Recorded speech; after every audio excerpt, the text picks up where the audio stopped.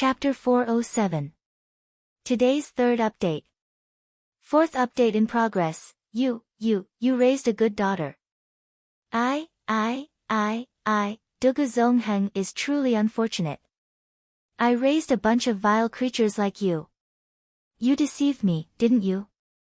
Now that something has finally happened, you're happy. You're happy.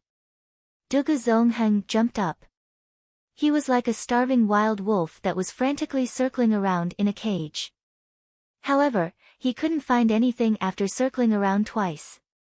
So, he suddenly shouted like a thunderclap, "This old man is furious." He jumped up, and ferociously kicked Dugu Wudi's body. This kick was extremely powerful. Bang! General Dugu Wudi's majestic body smashed through the wall, and flew out. Then, he landed in the courtyard far away, and prostrated himself on the ground. The Jun family's guards and the Dugu family's guards were old acquaintances.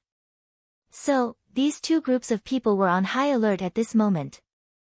After all, the two old men had issued a strict order that anyone who rashly approached in order to eavesdrop on military secrets would be killed on the spot. This wasn't a joke. Suddenly, there was a whistling sound of wind. Everyone thought that someone was trying to eavesdrop on military secrets.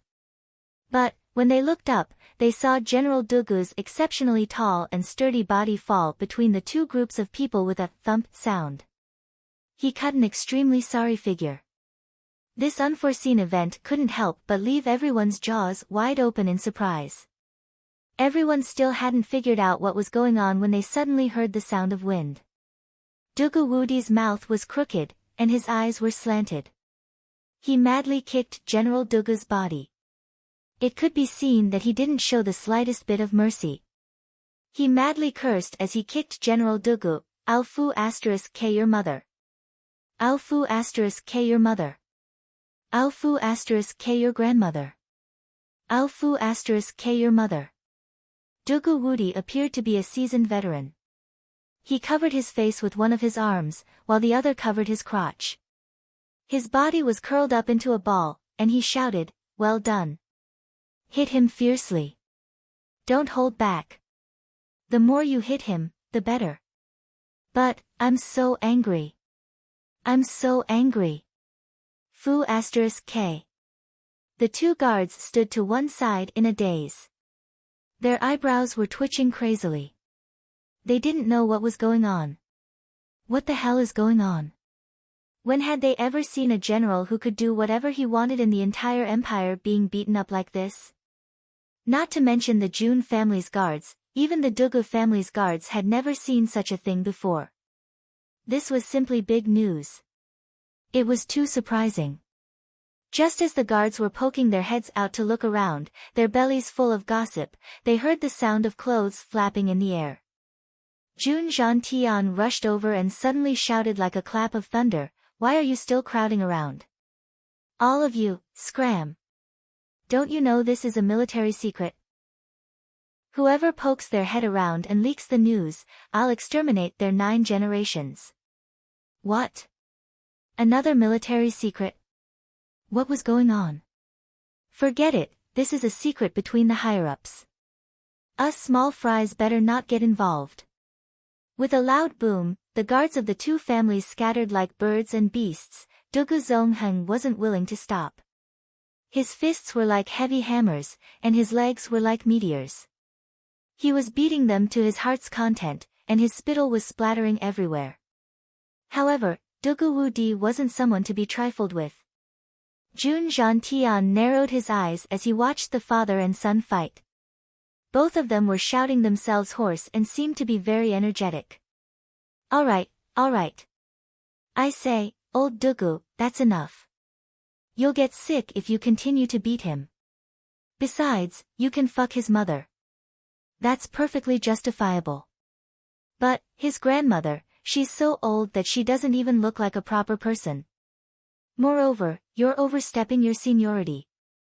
Grandpa Jun saw that the beating was almost over, so he spoke up to mediate. It wasn't that he didn't want to mediate earlier. But, the father and son needed to vent their anger. Otherwise, it would be hard to say what would happen with Dugu Zongheng's temper. However, his words of persuasion seemed to have added fuel to the fire. What's going on? Are you trying to confiscate the family's property? Or are you trying to rebel? Do you still want to live? A sharp, stern, and dignified voice suddenly rang out. It was followed by a majestic army of women coming from the direction of the inner courtyard.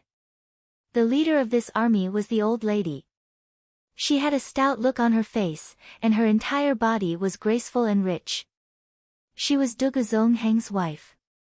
She was a first-class madam of the empire, old lady Dugu. The army of women behind her were Dugu Wudi's wives and concubines. There were no less than 7 or 8 of them. They were distressed to see the great General Dugu being beaten so miserably by his father. However, they didn't dare to step forward to mediate because of the old man Dugu's power. They didn't even dare to show concern for their husband. Therefore, they couldn't help but look at the old lady for help. What's going on? The old lady heavily slammed her walking stick on the ground. She angrily shouted, "What's the big deal? Do you have to do this? You actually beat him up to this state. Don't you know how to hold back?" She then turned her sharp eyes towards Grandpa June. "You old scoundrel. You didn't say anything, nor did you try to persuade him. Instead, you added fuel to the fire. Your sarcastic words are even more disgraceful. I'll settle this account with you later." The old lady Dugu is a woman who doesn't lose to men. You're still asking what's going on? Dugu Zongheng finally stopped when he saw that his wife had arrived. However, he couldn't help but ruthlessly kick his son's buttocks before stopping. He was seething with anger. This unfilial son. He really angers this old man to death. Don't stop me today. It's good enough that I don't beat him to death. Even if I beat him to death, I'll still be able to get some peace and quiet.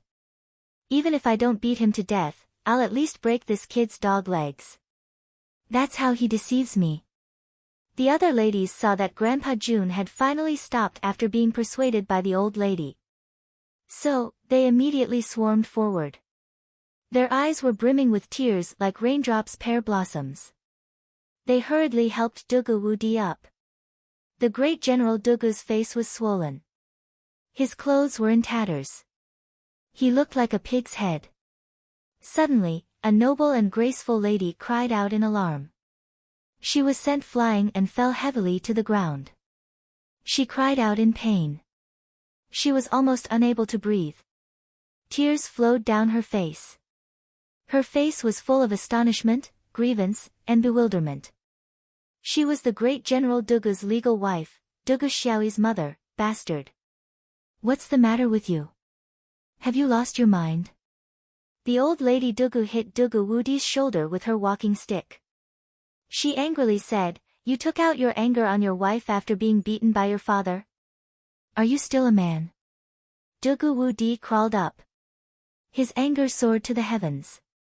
"Mother, don't worry about this. This is all because of this stinky woman. She gave birth to a good daughter. Now, she has caused such a big scandal. Even if I beat her to death, it would be considered a light punishment. It wouldn't be enough to appease my hatred." General Dugu was still full of energy even though he had been beaten up. His movements were still vigorous. It seemed that a father would beat his son no matter how much he beat him. Xiao Yi. What happened to Xiao Yi?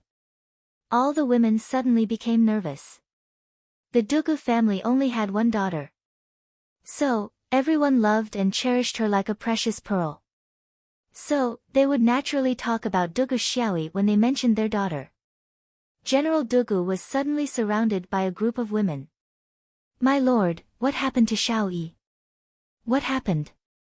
Tell me quickly."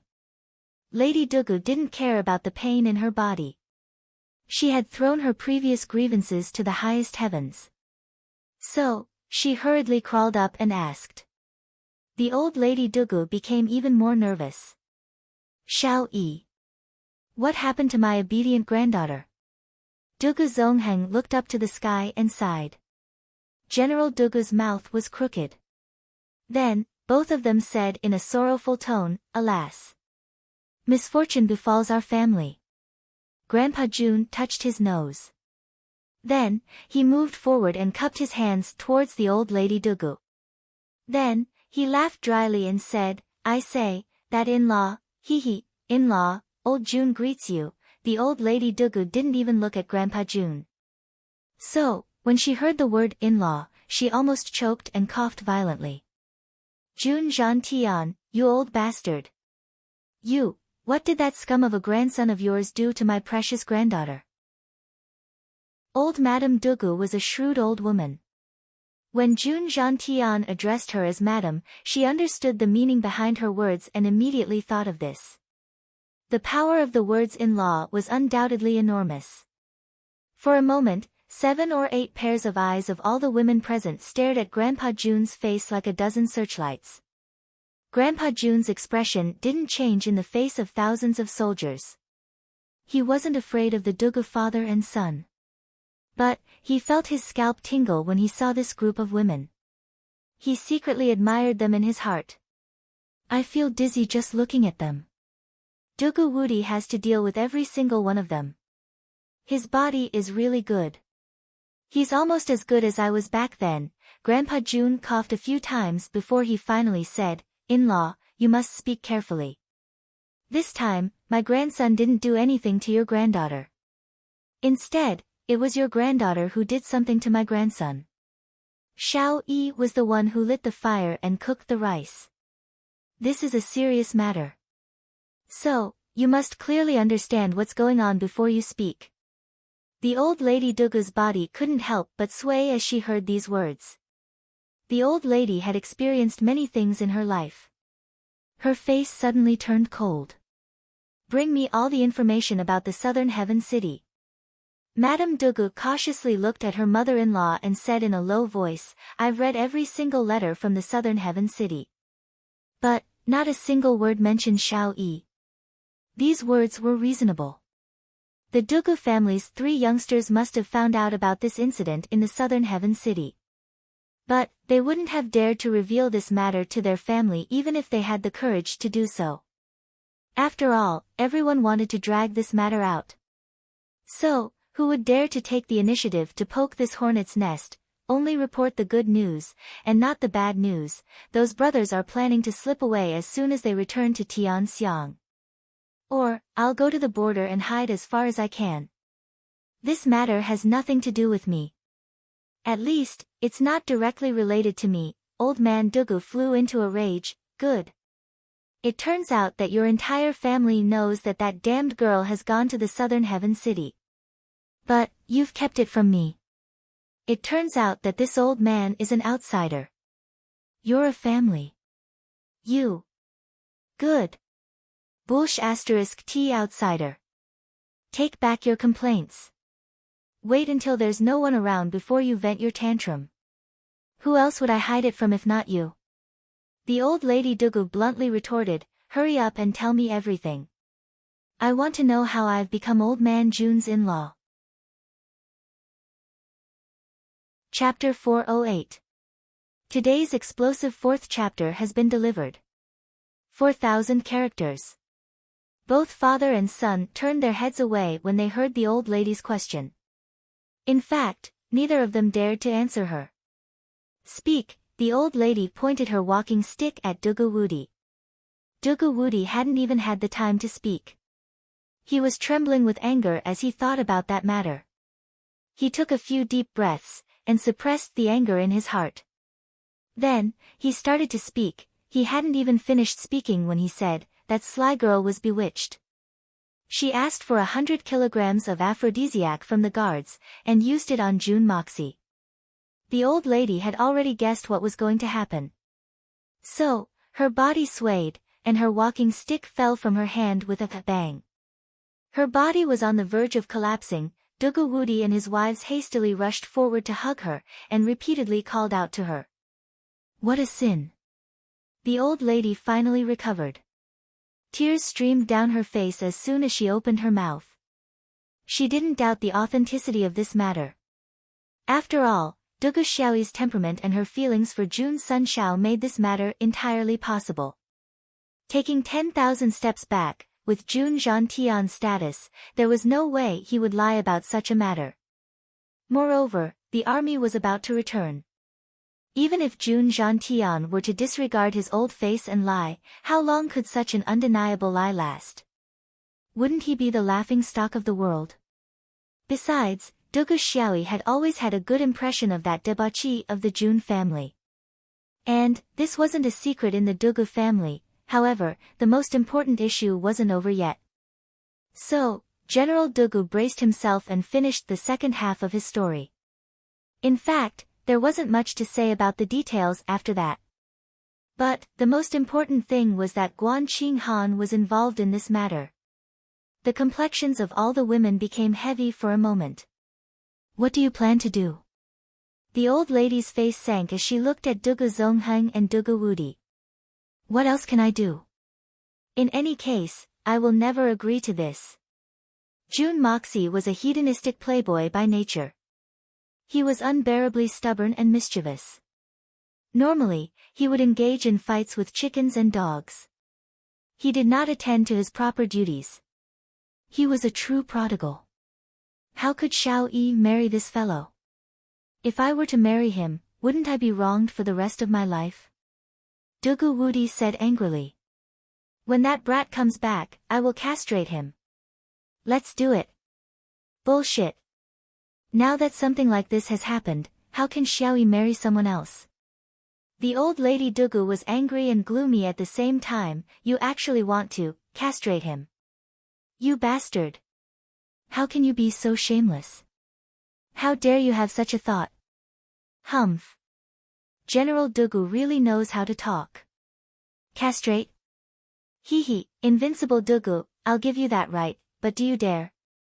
Jun Zhantian slanted his eyes at Dugu Wudi. He crossed his arms and snorted twice. This old man's grandson has been humble and courteous since he was a child. He's refined, handsome, and talented. How could you say that he's so unbearable? I really don't know whether you're blind or that girl Xiao Yi is blind. Jun Zhantian, you have the nerve to say that. The old lady Dugu looked at Jun Zhantian with disdain. You can say such words with that grandson of yours, and you don't even blush? What does a little girl know? She's already been fooled by a few honeyed words. Old sister-in-law, you have to speak with a conscience. That brat Emosia has never taken the initiative to look for that girl Xiao Yi. It's always that girl who has rushed to look for Emosia. This is something that everyone knows. This old man is speaking the truth, right? I heard that when Emosia opened the aristocratic hall, someone said something like, if I really don't have money, then I'll use my daughter to pay the debt. Then, I'll take that brat as my son-in-law to pay the debt. Old man Dugu said in a slow and unhurried manner. The old lady Dugu's eyes immediately locked onto her son. Invincible Dugu, you bastard, did you say such a thing? General Dugu was completely dumbfounded. But, how could he dare to deny under the pressure of his mother? I was pushed around by that brat at that time. So, I said it in passing. No one took it seriously. Bah, no one took it seriously, and you still have the nerve to say it? The old lady Dugu didn't know what to say for a moment. Old man Dugu saw that he had gained the upper hand, and immediately followed up with another attack. Old sister-in-law, as the saying goes, a good man doesn't fight with a woman. I won't argue with you about the past. Anything I say now is meaningless. The biggest problem at present is that, cough cough, the two of them are already dry like firewood on a raging fire. I've come here to ask for your opinion, that's all. Grandpa Jun sneered. Then, he quickly changed the topic and said, let's put it bluntly. If your Dugu family insists on not marrying off your daughter, then our Jun family may not necessarily want to marry your daughter. Besides, we may not be willing to marry even if you don't want to. If Emosia didn't have any objections, then why would he need your granddaughter's aphrodisiac? Three-legged toads are very rare in this world. But two-legged women are a dime a dozen. The Emperor's Princess Raimu runs to my house every day. And your Dugu family isn't the only one with a daughter in the capital. Becoming the prince's son-in-law would be considered as a relative of the emperor. Wouldn't it be better than becoming a son-in-law of the Dugu family? What's more, there's also Qinghan. That girl has suffered a lot, an undeserved calamity. Grandpa Jun was brimming with confidence. Moreover, he had been angered by Dugu Wudi's words. So, his words were very impolite. In fact, he was just short of cursing out loud. However, the effect of his words wasn't that much different from cursing out loud. I've come to you today to ask you what you plan to do about this matter. Secondly, your granddaughter's actions have implicated Mo Xia and Guan Qinghan.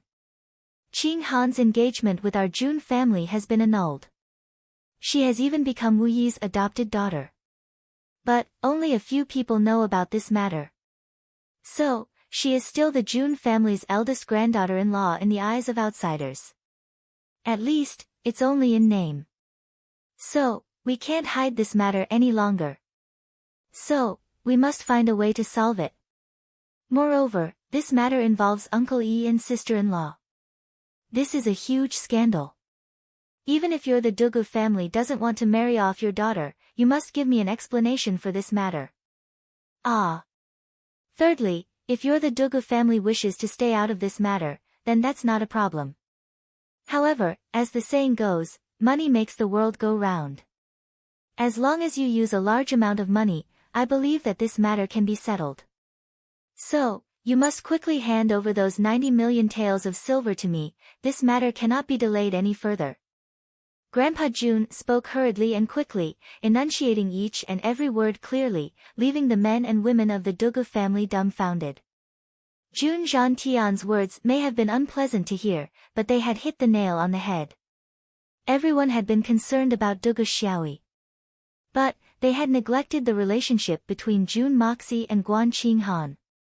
In the end, this was the main event. You, Dugu Xiaoyi, brought this upon yourself. But, Jun Dashao and Guan Qinghan are the real victims. If this matter were to blow up, the Dugu family would definitely not be able to stay out of it. After all, this matter was caused by Dugu Xiaoyi. The court would certainly use the matter of Uncle Ling and sister-in-law to make an issue out of it. Even if they knew that Dugu Xiaoyi's matter was involved, they would still be wise not to mention it. After all, those people wouldn't have the guts to provoke two military tycoons at the same time. But, if the Jun family were to be forced into a corner, and the Jun family would directly announce to the whole world that Dugu Xiaoyi had drugged Dugu Xiaoyi, then, even if they didn't want to marry off their daughter, they wouldn't be able to do it. The young lady of a big family had actually done something like cooked rice with a man. That would be a huge joke and a huge scandal. Moreover, Dugu Xiaoyi had actually drugged Dugu Xiaoyi in order to cook rice. This was a despicable method that only a perverted thief would use. The old lady Dugu suddenly flew into a rage as she thought of this. Why would the family's bodyguards have aphrodisiac on them? These bodyguards are very loyal. They were selected to go to the southern heaven city. But, they were responsible for protecting the family's inner courtyard. So, why would they have aphrodisiac on them? What do they want? Dugu Zongheng and Dugu Wudi shuddered when they heard this. Their expressions suddenly turned serious and unsightly. Dugu Wudi's hawk-like gaze swept over the first lady and the 7 concubines. His gaze was as cold as a knife. Cough cough. I heard that the girl's drug is meant for men, cough cough cough. I heard that the bodyguard's body, cough cough, has some problems, cough cough cough, he can't do it. Grandpa Jun felt somewhat embarrassed. But, he had no choice but to stand up and explain. It was very likely that there would be bloodshed if he didn't explain things clearly, so, that's how it is. The 2 bear-like men's gazes immediately softened. The group of women heaved a sigh of relief. Their faces had become sweaty due to the nervousness they had felt a moment ago. They wouldn't be able to raise their heads in the future if they were to be branded with such a stigma. Even being suspected would be a very shameful matter. This matter didn't set off any big waves. But Jun Zhantian's words were very deadly. The old lady and Dugu Zongheng nearly fainted after listening to Jun Zhantian's 3 objectives. Dugu Zongheng was suddenly reminded of a sad matter. He suddenly rushed over in a rage, grabbed Dugu Wudi, and gave him a beating. You son of a bitch. You have nothing better to do. You dragged this old man into a debt of 90 million. And, your daughter is even better. She has directly caused a huge commotion in the world. I will beat you to death, you son of a bitch. Stop. Grandpa Jun shouted, you old bastard, don't even think of putting on an act in front of me. Speak frankly. What should we do about this matter? It's only a matter of a few words. I am in a hurry to arrange a countermeasure. I have already issued a gag order in the southern Heaven City. But, I reckon that all the great families have already received the news. And, His Majesty has already known about it. I'm fucking under pressure right now. And, you two are still bickering with each other. Don't you know that time is precious? And, you're still putting on a show. It's fine to postpone the marriage for the time being. But, this matter. Our 2 families have never joined hands before. But, we must make an exception this time. Your Jun family's reputation can't afford to be tarnished no matter what. And, our Xiao Yi's reputation can't be tarnished either. Old Lady Dugu made a prompt decision. Reputation? What reputation do I have now? Dugu Zongheng's chest heaved up and down in anger. You took the initiative to drug someone. What reputation do you have? His carrot-thick finger pointed at Dugu Wudi and his daughters-in-law. He couldn't help but point at them. You raised a good daughter. You raised a good daughter. You've made a fool out of yourself. You're a dignified young lady of a noble family. And, you've done such a shameful thing. This really infuriates this old man. Dugu Wudi and his wives lowered their heads as they listened to the lecture. Everyone was muttering in their hearts, isn't it because you spoiled her? You flew into a rage when we spoke a little louder. And, there's no need to talk about disciplining her. You've spoiled her to this extent. And, you have to bear 90% of the responsibility. But, they could only think about it in their hearts. Who would dare to say it out loud? Wouldn't that be asking for their lives? In that case, our 2 families must make preparations. You must know that the imperial censors of the imperial court can talk a living person to death. Moreover, there's no point in arguing over such a clear matter. I'll be in the dark, and you'll be out in the open. We must work together in one fell swoop. Otherwise, the consequences for both our families will be unimaginable. Grandpa Jun's words were serious. But, he felt relieved in his heart. He had finally managed to swindle this family of troublemakers to his side. It hadn't been easy. But, victory was already in his grasp. The alliance of 2 military families was unprecedentedly powerful. How could the rotten scholars of the world dare to resist? Old Jun. Old Jun is right. Our 2 families must work together to get through this crisis. As for the matter of marriage, it won't be too late to consider it slowly. Hey, slow down. The old lady had only spoken half of her sentence when she suddenly changed her tone. Slowly discuss it. No. The matter of marriage must be settled as soon as possible. It's better to be safe than sorry. What if that little girl becomes pregnant after this? What should we do then? It can't be, right? It can't be so coincidental, right? Dugu Zongheng and Dugu Wudi looked at each other in dismay. They scratched their heads in uncertainty. Dugu Wudi opened his mouth wide. Mother, you're worrying too much. How could such an unreliable thing happen once? Old Jun would have been overjoyed if the firepower had been so strong. Moreover, Xiao Yi is still young. She's only 16 this year. It's still too early. You two pig heads. The old lady cursed. A young man and a young woman have their first taste. Do you think that they'll be idling along the way? It'll take them 1 or 2 months to reach the capital. You bastards. Let's see what you two bastards will say if she accidentally reveals her pregnancy. Besides, we know the June family well. That child, Mosia, had a bad reputation a few years ago. But, I heard that he's already changed for the better. Moreover, he's become the disciple of an otherworldly expert. It can't be considered as a disgrace to Shao Yi. The old lady finished speaking in one breath. Her face was full of worry. The eyes of the madams suddenly revealed traces of shame when they heard this. But, their complexions also turned deathly pale. This kind of thing wasn't impossible. Crap! Dugu Wudi and Dugu Zongheng exclaimed in unison. They were dumbstruck. The more Jun Zhantian listened, the more pleased he became. His eyebrows were full of smiles.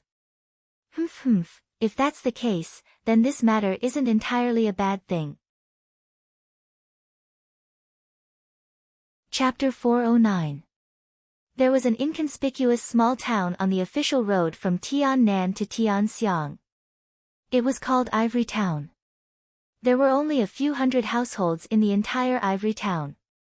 However, the tea house outside the town was particularly lively today. That was because a group of dignified, white-clothed people were sitting in a circle. They were looking towards the south from time to time. There were quite a few of them, and they were all dressed neatly and uniformly. Everyone wore clothes as white as snow. Such a group of people should have been more lively, but their faces were as cold as ice. Coupled with their snow-like white clothes, they could really freeze people to death. The tea-house's waiter only greeted them briefly, and didn't come over again. Firstly, this group of people had clearly stated that they weren't to be disturbed.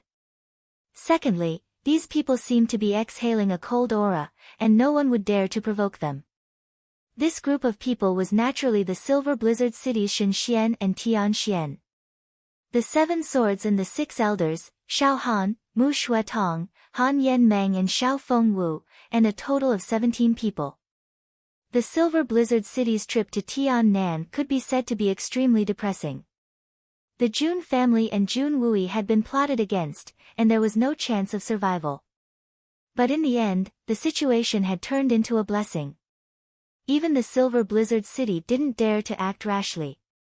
The main purpose of this trip was to deal with the solitary eagle of the prairie, but they didn't have the opportunity to do so.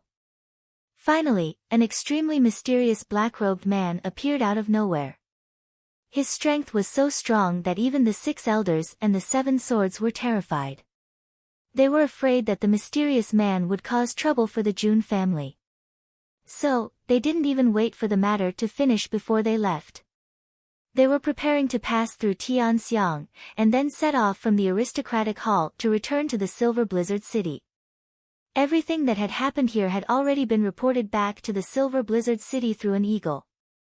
The higher-ups of the Silver City who had received this shocking news immediately sensed an extreme danger from this unusual news. That black-clothed man had the strength to kill Supreme Master Zhu Tian with just a wave of his hand. One could well imagine how powerful he was. The Shao family's great elder, Shao Xingyun, and the Silver Blizzard City's lord simultaneously issued an order for all the people from Tiannan to immediately withdraw without delay. All the members of the Silver City who were outside retreated and clenched their fists, ready to react. The severity of this order was even higher than that of the time when the Blizzard's Silver City was at a disadvantage against the Dongfang family. At that time, the Blizzard's Silver City was confident that they could turn the situation around. Firstly, not all of the higher-ups of the Silver City had been mobilized. Secondly, the people of the continent wouldn't sit back and watch as Dongfang's assassins wreaked havoc in the world. But this time, it was completely different. The degree of mystery and terror was far beyond that of the Dongfang family.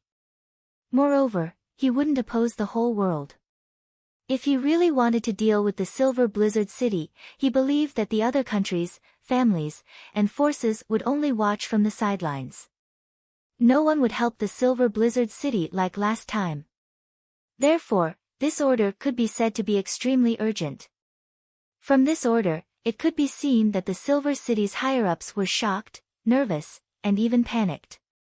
Along the way, Xiao Han was on the verge of going crazy. His eyes were bloodshot, and his mind was close to a state of insanity. Along the way, the number of innocent people who had died by his hand was no less than 10. At this rate, I'm afraid that he won't even need to return to the Blizzard Silver City before he goes completely crazy. An extremely insignificant person had actually stolen an excellent fiancé from someone as excellent as me. For many years, I've had an incomparable sense of superiority, and I've gotten used to beating this weakling for fun. No matter how heroic he is, no matter how unyielding he is, I'm far stronger than him. Moreover, my background is more than 10 times stronger than his. Therefore, I can naturally humiliate, toy with, and wreak havoc on him at will. I, Xiao Han, am the pride of the heavens. But, who do you think you are, Jun Wui? Therefore, I've always had a kind of tyrannical pleasure for all these years. Who asked you to steal my wife? I'll destroy your family, cut off your descendants, and bring shame to the world. But, I won't die. I'll humiliate you little by little, and toy with you until you die. But now, this insignificant cripple that I can humiliate and toy with at will has transformed into an existence that I can no longer afford to provoke. And, all of this had happened because of a mysterious man who had suddenly appeared. And, that mysterious man had changed everything. This sudden and huge contrast was equivalent to a person who had been high up in the heavens. He had looked down upon the common people, and had suddenly lost all his advantages. And, he had suddenly fallen to the basement of the 18th layer of hell. How could a narrow-minded person like Xiao Han bear such a huge blow? Moreover, the 13 elders who had followed him were all experts on the same level as Xin Xian. They were all top-notch people. So, their combined strength was enough to sweep away the entire secular world.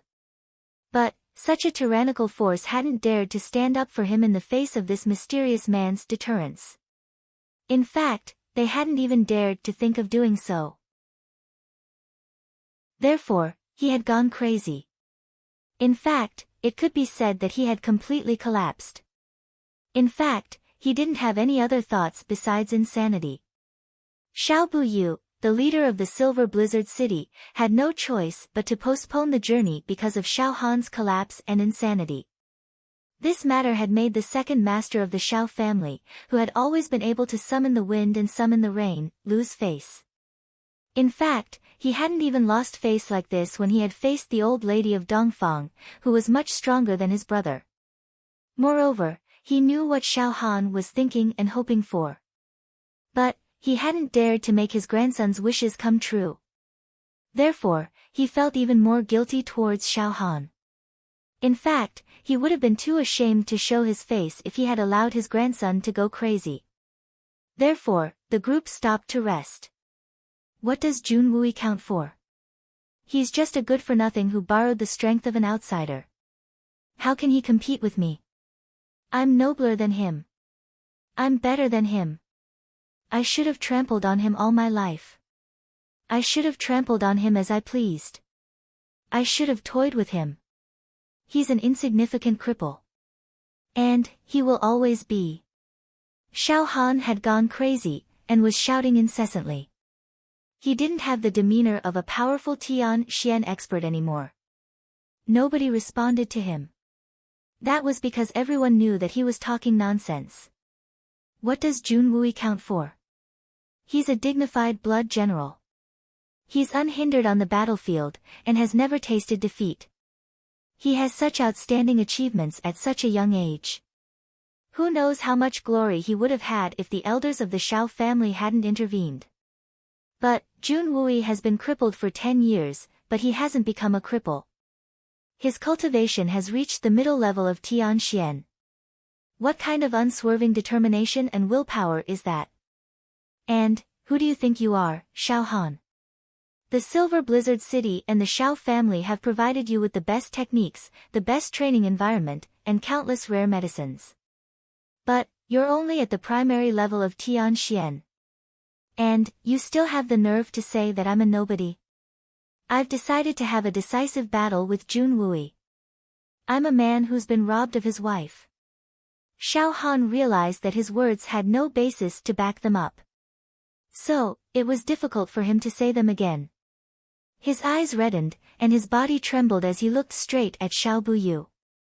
These words seemed to have been squeezed out from the bottom of his heart. They were hoarse and low, and resembled a broken gong. Perhaps, this was the only explanation that Xiao Han could come up with. I don't care about life or death. I must fight with him. Jun Wui and I can't coexist in this world. Xiao Han was so excited that his fingers were trembling. His hair was disheveled, and his face was pale. His eyes were crazed. I'll go alone if you don't agree. Otherwise, I'll die here. I won't go back to the Silver Blizzard City. I won't have the face to go back. Xiao Han's complexion was exceptionally miserable at this moment. He was extremely ashamed and resentful. Even Han Yen Meng, who didn't have a good impression of him, had a look of pity in her eyes. He's a man who's been robbed of his fiancée, even though his fiancée doesn't have any feelings for him. But, it's one thing for both parties to renounce the engagement. But, it's another thing for someone to snatch his love away. Xiao Buyu's gaze was deep as he looked at the other elders. Then, everyone slowly nodded. Xiao Han's decision was irrevocable. Everyone had been in the world of martial arts. And, they were all men. So, how could they not understand? Xiao Han didn't dare to eradicate the Jun family. But, he was the victim. So, he had to fight with the man who'd stolen his wife. So, there was nothing wrong with that. The words, wife robbed, had always been Xiao Han's biggest taboo. No one in the Silver Blizzard City, not even the elders of the Shao family, had ever dared to mention it. But, he'd said it now. So, it was clear to see how sullen he was. Xiao Han would have died of sullenness if he didn't fulfill his request. Or, he would have sunk into madness. Therefore, the 17 men from the Silver Blizzard City arrived on the path that Jun Wui's army would pass through. They would challenge him once the army arrived. They believed that Jun Wui wouldn't refuse a duel between two men even if he was in a disadvantageous position and couldn't move freely. So, they let Xiao Han humiliate him to vent his pent-up anger. In fact, it would be fine as long as he didn't take his life. Their strength wasn't ordinary.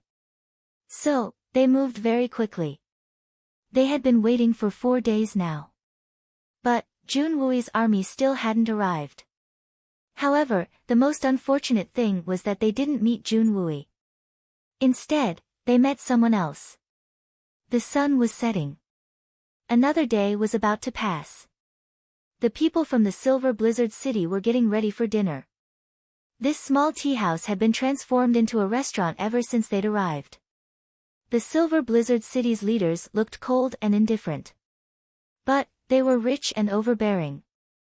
The money they'd given to the owner of the tea house was enough to cover his annual income. Therefore, the owner of the tea house wasn't disgusted.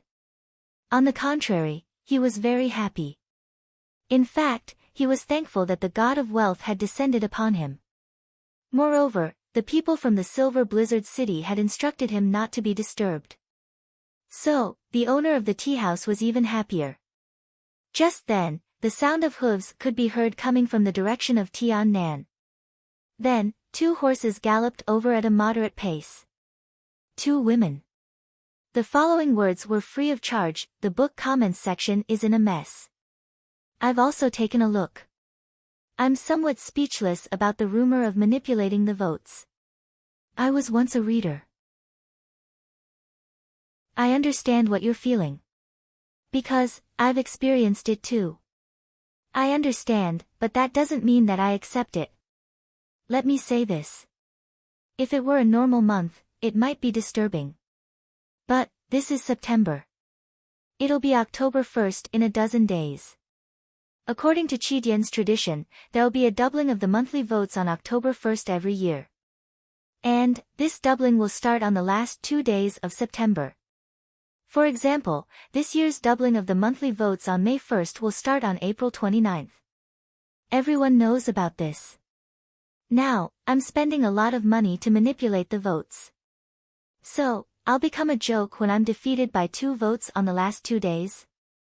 I just want to ask one thing. Am I really that stupid? So, who's the stupid one? My brothers and sisters are accumulating votes one by one. Many small grains of sand are piled up into a tower. This is the result of our joint efforts. I'm not trying to explain to you that I'm manipulating the votes. The truth is right there. There's no need to explain. I'm just feeling wronged for my brothers and sisters' kind intentions. My friendship with my brothers can't be buried. I'll remember it deeply. Or this month, we'll suffer a huge loss if the votes are doubled at the end of the month. Because I've already squeezed too hard in the early stages. Or, I might not be able to continue. But, I'll fight until the end of the month. Even if I'm out of the top 10 or 20, Feng Ling Tian, will have a clear conscience. There's nothing else in this life. I only seek peace of mind. Every single monthly vote is an acknowledgement. Every single penny from subscriptions is pure. It's a kind intention. I'll be worthy of this acknowledgement. I'll be worthy of this kind intention. As for the rest, I don't care. Chapter 410. Today's second update has arrived. Well, it will break out tomorrow as per usual. This will be the 9th update of the month. Start preparing now. There should be another update at midnight. I've said that I'll fight till the end. So, I'll fight till the end. Moon. Ticket. Everyone from the Silver City was left dumbfounded as they swept their eyes over the screen. Especially Xiao Fengwu. His eyes suddenly emitted a blazing radiance. He wasn't the only one.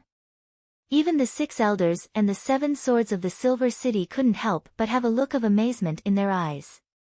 Even Xiao Han, who was on the verge of losing his mind, had a dull look in his eyes at this moment. 2 young girls, one dressed in white and the other in green, were galloping towards them. The green-clothed girl's complexion was obvious. Anyone with a discerning eye could tell that she had disguised herself. Her figure was graceful, but her face was dark. So, it was difficult to say that she was pretty. Only her pair of quick-witted eyes were like limpid autumn waters. They were curiously sizing up the surroundings. She looked like a little girl who was going out for the first time. She was full of curiosity about everything. She looked pure and adorable. Her face had been disguised. But, everyone couldn't help but overlook this fact. Then, they looked at the white-clothed woman on the horse behind them. This was the real reason why everyone had lost their composure. Her clothes were whiter than snow, her black hair was like the clouds, and her facial features were regular. But just when everyone wanted to see her face, they realized that in front of her peerless elegance, no one actually had the courage to see what this woman looked like. They could only feel that she was abnormally pure and holy. No matter how beautiful or peerless a woman was, in front of this woman in white, there was only one feeling: inferiority. She was like the bright moon in the sky. Her cold radiance had been sprinkled over the earth. But, no one could ever approach her. She was unattainable, yet elegant and graceful. She was like a fairy from the 9th heaven. She had floated down to the mortal world. Her figure was slender and well-proportioned. But, everyone could only see her beauty. But, they couldn't see how she looked or how beautiful she was. If one were to use the words used to describe women in the human world to describe this woman, then no matter how beautiful the words were, they would all seem pale and powerless. The beauty of this white-clothed woman couldn't be described with words. It should only belong to the heavens. It shouldn't belong to the mortal world. She was absolutely a devilish beauty. What was the point of saying that she was devastatingly beautiful? So what if she was devastatingly beautiful? If for this woman, not to mention a country or a city, even the entire Xian continent would collapse. Everyone had this kind of thought. Her body seemed to be naturally shrouded in a layer of mysterious veil, like a peony in a smokescreen. Looking at flowers in the mist, it was hazy yet incomparably clear yet indiscernible. This kind of feeling made everyone who saw her exclaim in their hearts, "So, there's actually such a beauty in this world." This was a peerless beauty, a peerless elegance.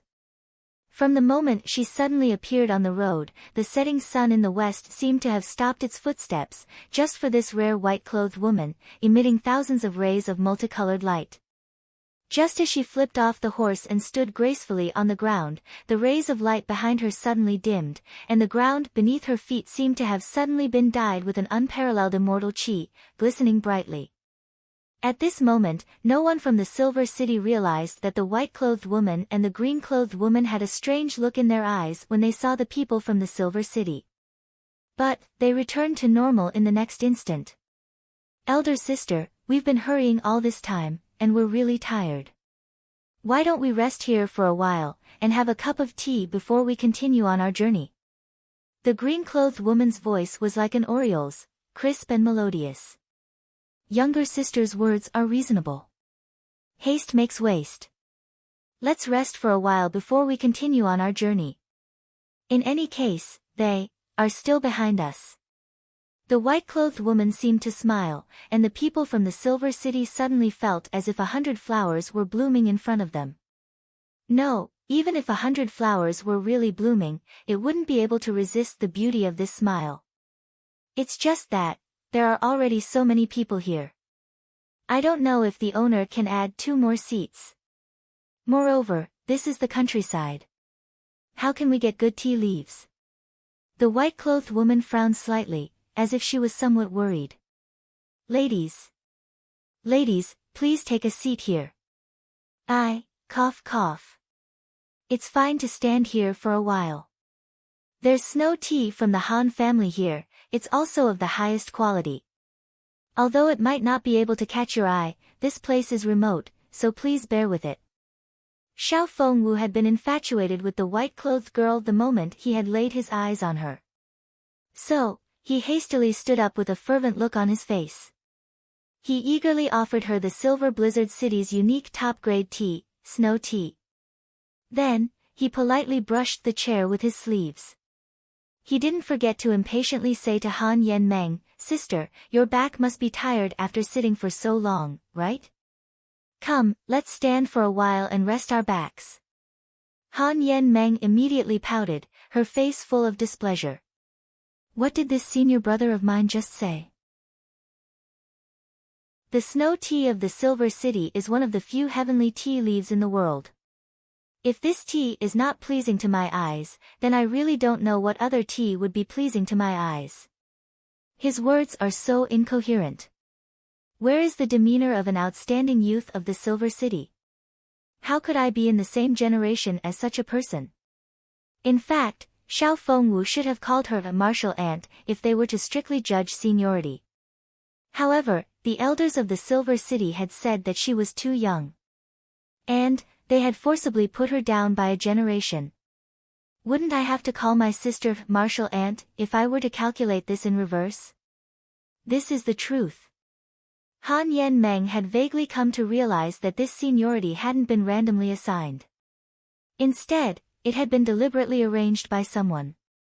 This had been done for the sake of her marriage. She was too young. Most of her peers were already in their 30s or 40s. And, there were many outstanding men of similar age in the next generation. But, there was still a gap in seniority between them. Anyway, the natural order of the world couldn't be disobeyed. Moreover, the Han and Xiao families of the Silver City didn't wish to marry outsiders in order to avoid unnecessary trouble in the future. Therefore, they had forcibly put her down by a generation. In particular, senior brother Xiao Fengwu, who was standing in front of him, seemed to be the husband of the two families. However, she hadn't been able to understand this due to her young age. Moreover, she was afraid that an embarrassing incident like what had happened to her sister would happen. But, Xiao Fengwu would inevitably be the one to accompany her for the rest of her life if everything went smoothly. This approach was somewhat like burying one's head in the sand. But, no one in the Silver City had ever said anything about it. After all, it would inevitably lead to a turbulence in the Silver City if she were to recruit an outsider as her husband. But, it wouldn't happen now. But, she had no choice but to consider the future generations. In fact, Han Yan-meng didn't have a favorable impression of this senior brother. But, she didn't have a bad impression either. She was still in a state of ignorance. But, Xiao Fengwu had been so attentive to a woman whom he had just met. The little girl found it funny. But, she still felt somewhat uncomfortable in her heart. Then, he had asked her to give up her seat. And, it seemed as if he was afraid that she would offend that woman if she didn't give up her seat. And the elders of the Xiao family actually did not stand out to say anything. This man is like this. How could this unforeseen event not make the little girl feel extremely wronged? She tilted her head and pretended that she hadn't heard anything. You're acting cheap, but you're dragging me down with you. Who do you think you are? Who cares about you? Junior sister, please step aside. Xiao Fengwu anxiously looked at Han Yan-meng. Then, he looked at the white-clothed woman in fear. He was afraid that she would get angry, and leave in a fit of rage. So, he called out again in a pleading tone. Fengwu. How can you speak to the little princess like this? Mu Shuatong couldn't stand it any longer. He shouted in an angry voice. This shout had made the Silver City's higher-ups realize that a conflict had arisen in this place. One look at Xiao Fengwu's appearance made them realize that the Xiao family's grandson had fallen in love with the white-clothed woman at first sight. Han Yan-meng was even more unhappy. She had always been the most pampered daughter of the Xiao family. So, how could she endure this? Moreover, none of the elders who had always doted on her had opened their mouths to support her. She couldn't help but pout her small mouth, wrinkle her nose, stamp her feet, and stand up in anger. She then said, Xiao Fengwu, you're good. I finally know you today. She angrily ran to Mu Shuatong's side, and leaned against him in an aggrieved manner. She couldn't help but shed tears. Young lady, please take a seat. Hee. I've been neglecting you since we've been living in the wilderness. I'll personally prepare some tea for you. Xiao Fengwu didn't seem to have paid any attention to Han Yan-meng's words. Instead, he deftly wiped Han Yan-meng's chair with an attentive look on his face. Thank you very much, young master. A trace of contempt flashed in the green-clothed girl's eyes. The two women gently walked over. The fragrance of the fragrant tea assailed everyone's nostrils as they passed by. And, they suddenly felt a rare sense of contentment. The white-clothed woman didn't say a word from beginning to end. In fact, she didn't even have any special expression on her face. You're welcome, you're welcome. Hee. I'm Xiao Fengwu. May I ask the honored names of the two young ladies? Xiao Fengwu rubbed his hands. His face was brimming with honor.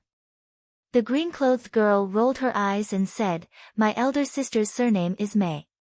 And, my surname is also Mei. That's a good surname. Mei, hee, plum blossoms, orchid blossoms, and bamboo blossoms in the bitter cold of winter. The plum blossoms are noble and unblemished. They're the best in the cold, the most virtuous, and the most virtuous. Young lady is fresh and refined. You're like a celestial being. You're really. Xiao Fengwu's face was full of admiration. But, he stammered really for a long time. So, he didn't know what to say. Mei, the 7 swords and the 6 elders of the Silver Blizzard City trembled as they heard this name. This surname wasn't a big deal. But, they had just returned from the Southern Heaven region. And, they had just witnessed the earth-shattering strength of the venerable Mei of the Tian Fa forest. So, they had a lingering fear of the surname, Mei.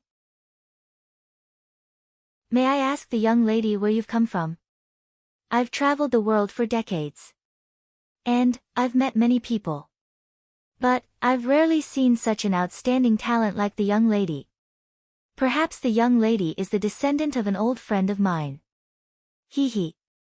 Xiao Buyu stroked his beard as he chuckled. We sisters are from Tianxiang. Our families are businessmen. The white-clothed girl still didn't speak. She only looked down at her snow tea. She remained motionless. So, the green-clothed girl continued to speak. 2 single women are traveling the world alone. It seems that these 2 young ladies have extraordinary skills. Xiao Buyu became more and more suspicious the more he looked at them. These 2 women didn't seem to have any xian cultivation on their bodies no matter how he looked at them. But, he was only 1 step away from becoming a great master. So, he couldn't help but feel his heart tighten.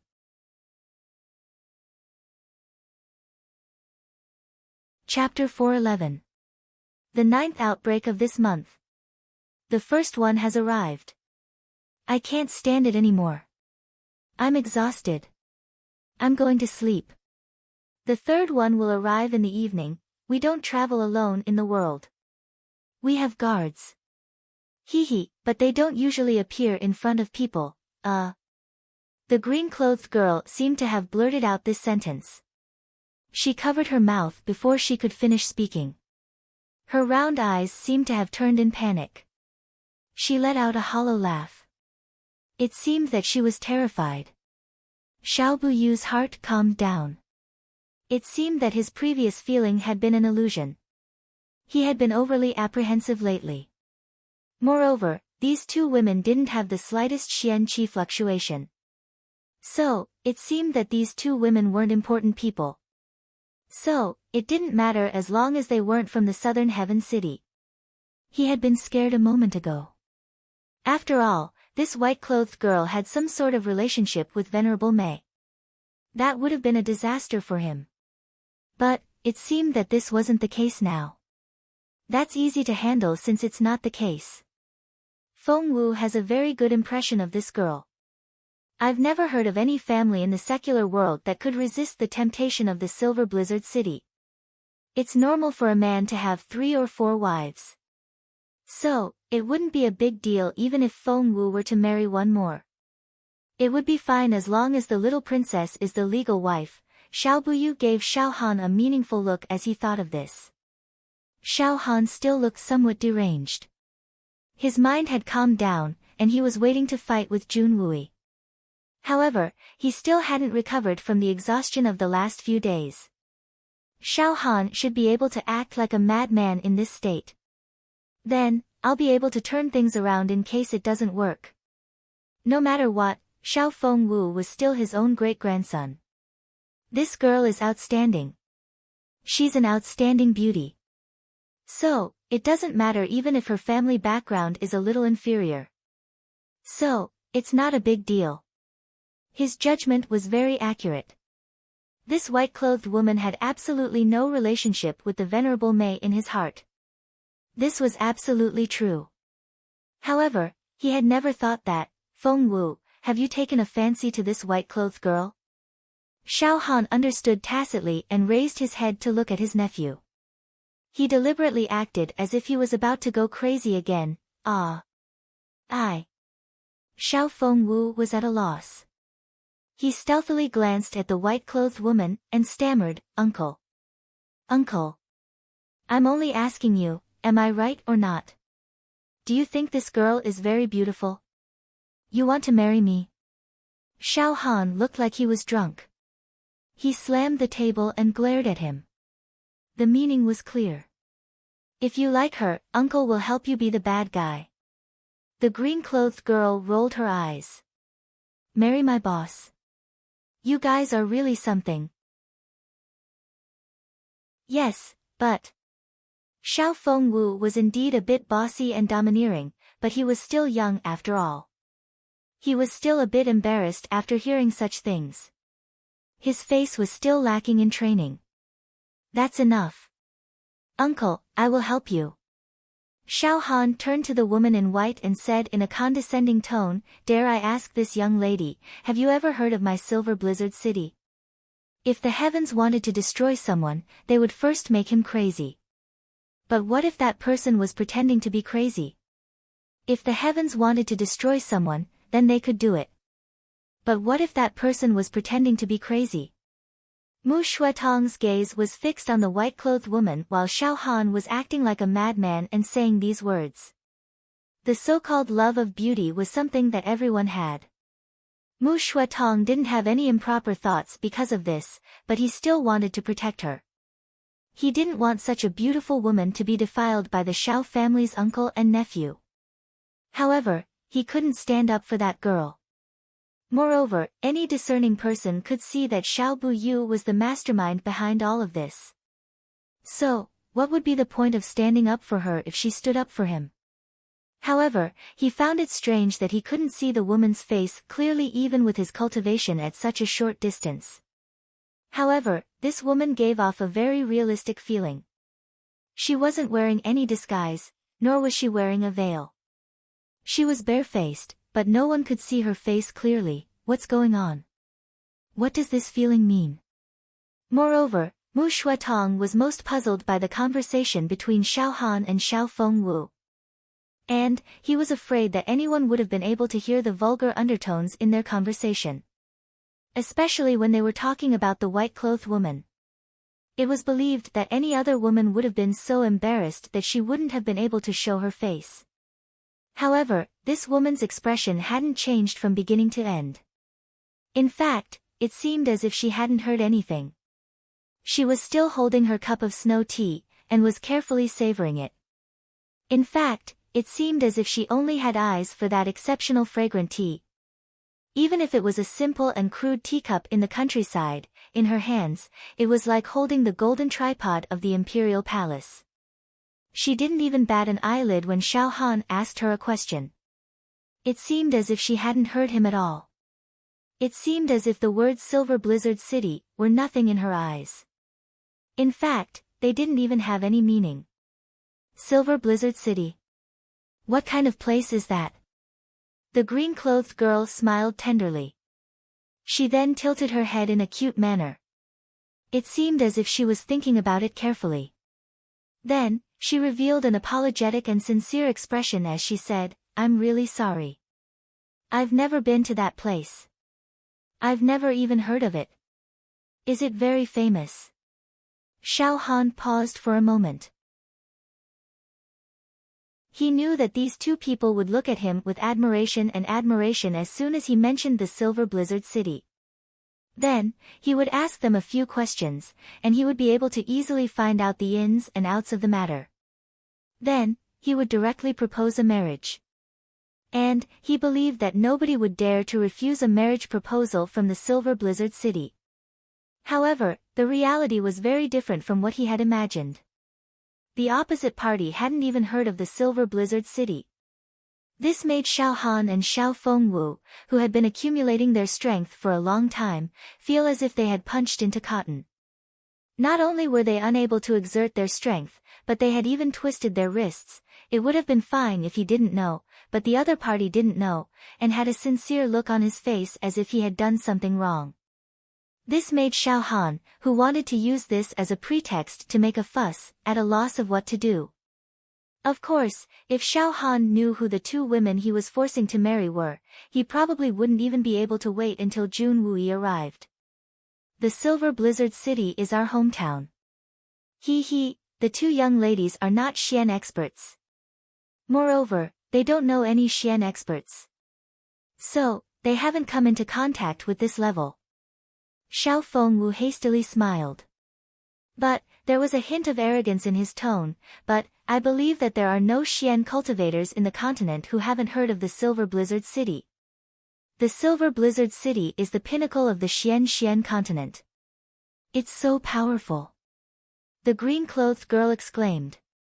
She covered her mouth with her small white hands. Then, she suddenly said in surprise, "The Silver Blizzard City. Is it made of snow? Won't it melt under the sun? The Silver Blizzard City. It's just a name. Of course, it's not made of ice and snow." Xiao Fengwu stupidly explained.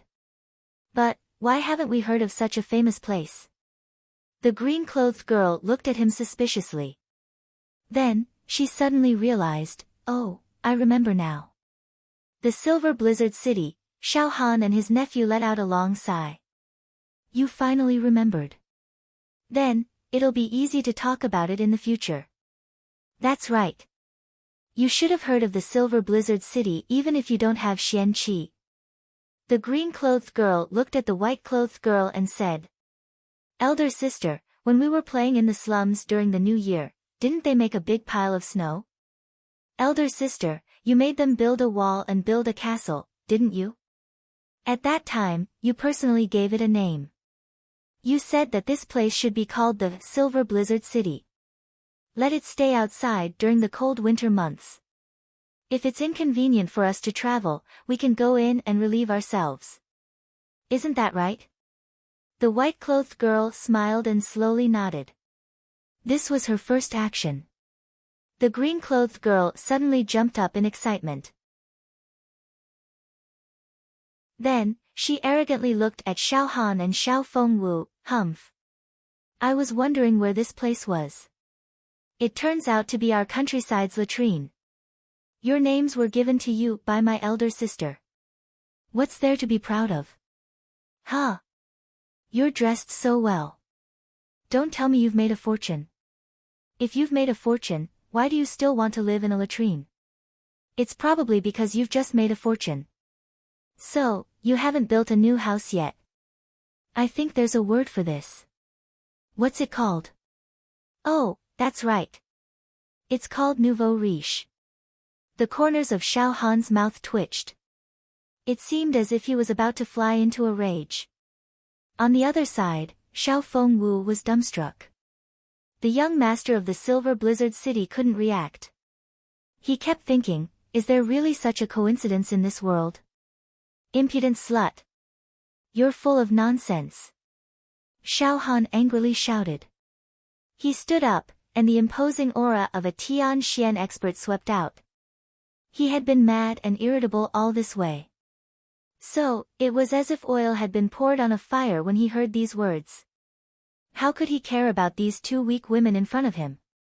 In any case, he had killed at least 80 people along the way. So, why would he care about two more? Uncle, please calm down. Uncle, please don't be angry. This may be just a coincidence. You see, they're the daughters of a rich family. So, it's understandable that they don't know about the Silver Blizzard City. Xiao Fengwu hastily tried to mediate. He was so anxious that his forehead was dripping with sweat. He had been captivated by the peerless elegance of this white-clothed girl the moment he saw her. He felt that it would be good if he could even talk to her. It seemed as if he had completely lost his ability to judge. Get lost. You evil creature. Can't you see that she's playing with us? Xiao Han was very angry. He wanted to throw his nephew out. What did you just say? Say it again if you have the guts. An exceptionally cold and awe-inspiring voice resounded. It seemed as if a cold wind had blown out of hell. Even the strongest expert of the Silver Blizzard City, Xiao Buyu, couldn't help but shiver. The smile on the face and eyes of the green-clothed girl, who was as pretty as a flower, had completely disappeared at this moment. What replaced it was actually a dense killing intent. Her pair of quick-witted eyes had turned into two bottomless pits at this moment. Xiao Fengwu had only taken a glance at them, and he felt as if he was about to be sucked into a bottomless whirlpool. Xiao Buyu was frightened. Great Master Level Cultivation. The aura of a Great Master Level Cultivation. Even Xiao Buyu couldn't display such a formidable aura. Who is this green-clothed girl? It doesn't matter who this green-clothed girl is. But, this matter has become very serious. The atmosphere in the field had become very tense. In fact, it seemed that a fight could break out at any moment. Xiao Han's lowly servant had finally brought about a huge problem. He couldn't deal with it. He couldn't solve it. And he couldn't even face it.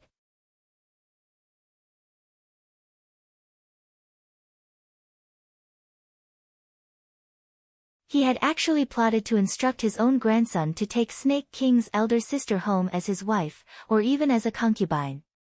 This was simply a brain cramp, water in his head. Even if he was a real retard, he couldn't be this retarded. If this were to spread out, wouldn't it be a huge joke? The Snake King's respect for her indicated that this Snake King's elder sister was a little weaker than Venerable Mei. But she couldn't be much weaker. After all, beasts respect the strong. So, you're nothing if you don't have strength. Moreover, she's surnamed Mei. Could it be that she's Venerable Mei's younger sister? It wasn't surprising that he would think that way.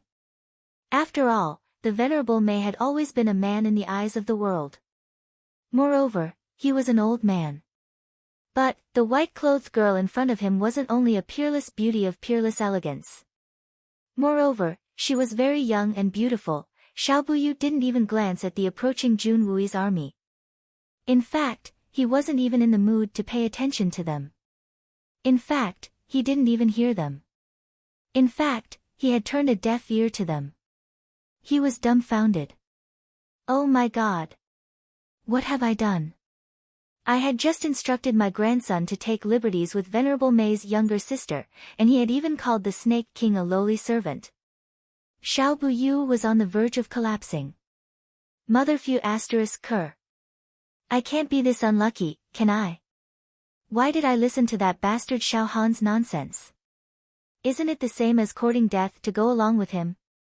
Xiao Buyu couldn't help but fiercely glare at Xiao Han as he thought of this. Mother Fu **Cur. Why would we have stopped if you hadn't gone crazy? Why would we have run into these two fiends if we hadn't stopped? Why would we have molested them if we hadn't run into them? And, why would the Snake King fly into a rage if you hadn't called him a lowly servant? Our Xiao family has already determined that this mysterious expert is our enemy. So, we can't even compare to him. Venerable Mei doesn't even need to personally deal with the Xian beasts of Tianfa. In fact, the Silver Blizzard City will become the next Shuehun Manor. So, there's no room for discussion. You're a jinx. You're a troublemaker. You've made the Jun family an enemy. And you've provoked that super expert because of you. And you've provoked the Xian beasts of Tianfa. The Silver Blizzard City.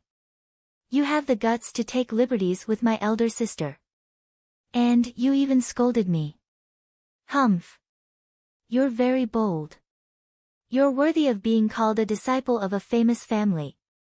The Qian Sun Serpent Queen's cold gaze swept over the 17 people in front of her. Then, Lengleng said, this matter isn't over. I'll go to the Silver Blizzard City later. I'll look for that old bastard Han Feng Shui, and ask him for an explanation. Is this how he teaches his subordinates? The Snake King's voice was clearly audible amidst the muffled sounds of the approaching army's hooves. However, only Xiao Buyu could hear it. The other people from the Silver Blizzard City still didn't know that they had provoked a huge problem. However, everyone could see that Xiao Buyu was acting very submissive. In fact, he was acting very cautiously and apologetically. It could be assumed that these two women weren't ordinary people. Xiao Fengwu's eyes lit up. Wouldn't my status in the Silver Blizzard City soar if this white-clothed woman turns out to be a member of a hidden family if I marry her? I'm afraid that my plan of holding two beauties on my left and right will come to nothing if she's a descendant of a hidden family. But, giving up the little princess won't be a problem if it's worth it. In fact, I can even consider marrying into the Silver Blizzard City. After all, it's better to have such a beautiful woman as my companion than the unruly little princess. It had to be said that a person's thoughts were endless. Xiao Fengwu was still thinking about this issue at such a time. In fact, he was wishfully dreaming of holding two beauties on his right and left. In fact, he was even thinking of marrying into the Silver Blizzard City's family. Although Xiao Han was at the beginning of the Sky Xian realm, he had relied on the help of his elders to open up his meridians. He had also consumed a large amount of elixirs to accumulate his strength. Very few of his achievements had been achieved through his own bitter cultivation. Therefore, although he could be considered as a genuine Sky Xian expert, he could not be mentioned in the same breath as those Sky Xian experts who had achieved their breakthrough through their own cultivation. Mu Shuatong could vaguely sense some clues about this. But, he was still unaware of it. In fact, he believed that his grandfather was an indestructible backer. Therefore, Xiao Han's eyes hadn't been attracted by the green-clothed woman. He was completely unaware of the trouble he had provoked. His eyes were fixed on the dust rising from the south. His blood-red eyes were blazing with a crazed desire to fight. Junwui, you've finally come. I've been waiting for you for a long time. Today will be the day you die. Xiao Buyu was the only one who understood the situation. He was left dumbstruck. He was burning with impatience. But, he couldn't say anything to warn him. There was still room for adjustment in the current situation. But, there would be no other way out if he were to reveal the other party's identity. Fight? Can we fight? Our strength is very strong. In fact, it's enough to show disdain for our generation. But, it depends on who we're up against. The Snake King is at least as strong as the cold-blooded Master Lei Wu Bei. So, we may not be able to take him down. Moreover, there's that mysterious and unpredictable Mei girl who seems to be even stronger than the Snake King. Moreover, we can't beat them. But, would we dare to fight them even if we could? We can only lose if we fight them. And, we're bound to provoke the Tian Fa Forest if we suffer a loss. Moreover, the Silver Blizzard City's strength wouldn't be enough in the face of a more formidable force. It was true that the Silver Blizzard City was at the apex of the world. But, the Tian Fa Forest was the most dangerous place in the world. It was on par with the Three Holy Lands. Xiao Buyu was one of the top experts of the Silver Blizzard City. He was the second master of the Xiao family. He was the closest to the great master level. However, he was at a complete loss. Do you think these people are worth getting your hands dirty? Just go and look for Han Feng Shui to punish him for the crime of not disciplining him properly. The white-clothed girl who hadn't spoken until now finally spoke. But, her words made Xiao Buyu and the rest of the 17 people so angry that they almost fainted. Ah, elder sister is right. This little sister will follow your instructions. The Qian Sun Serpent Queen nodded respectfully.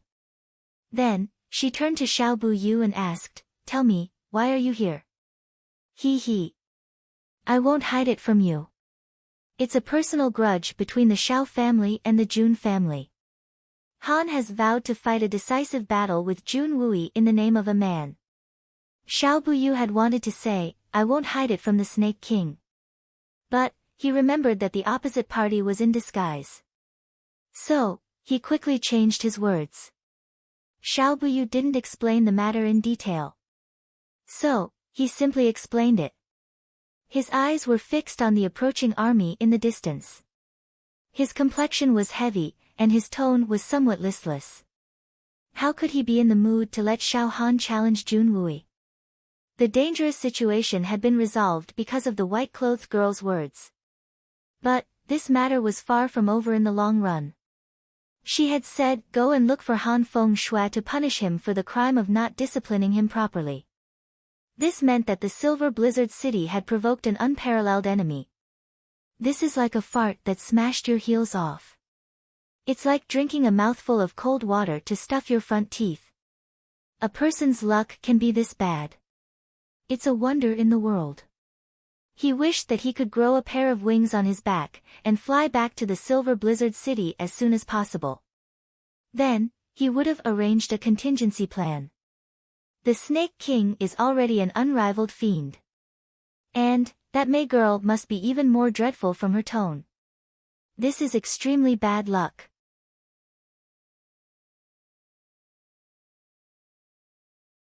Chapter 413.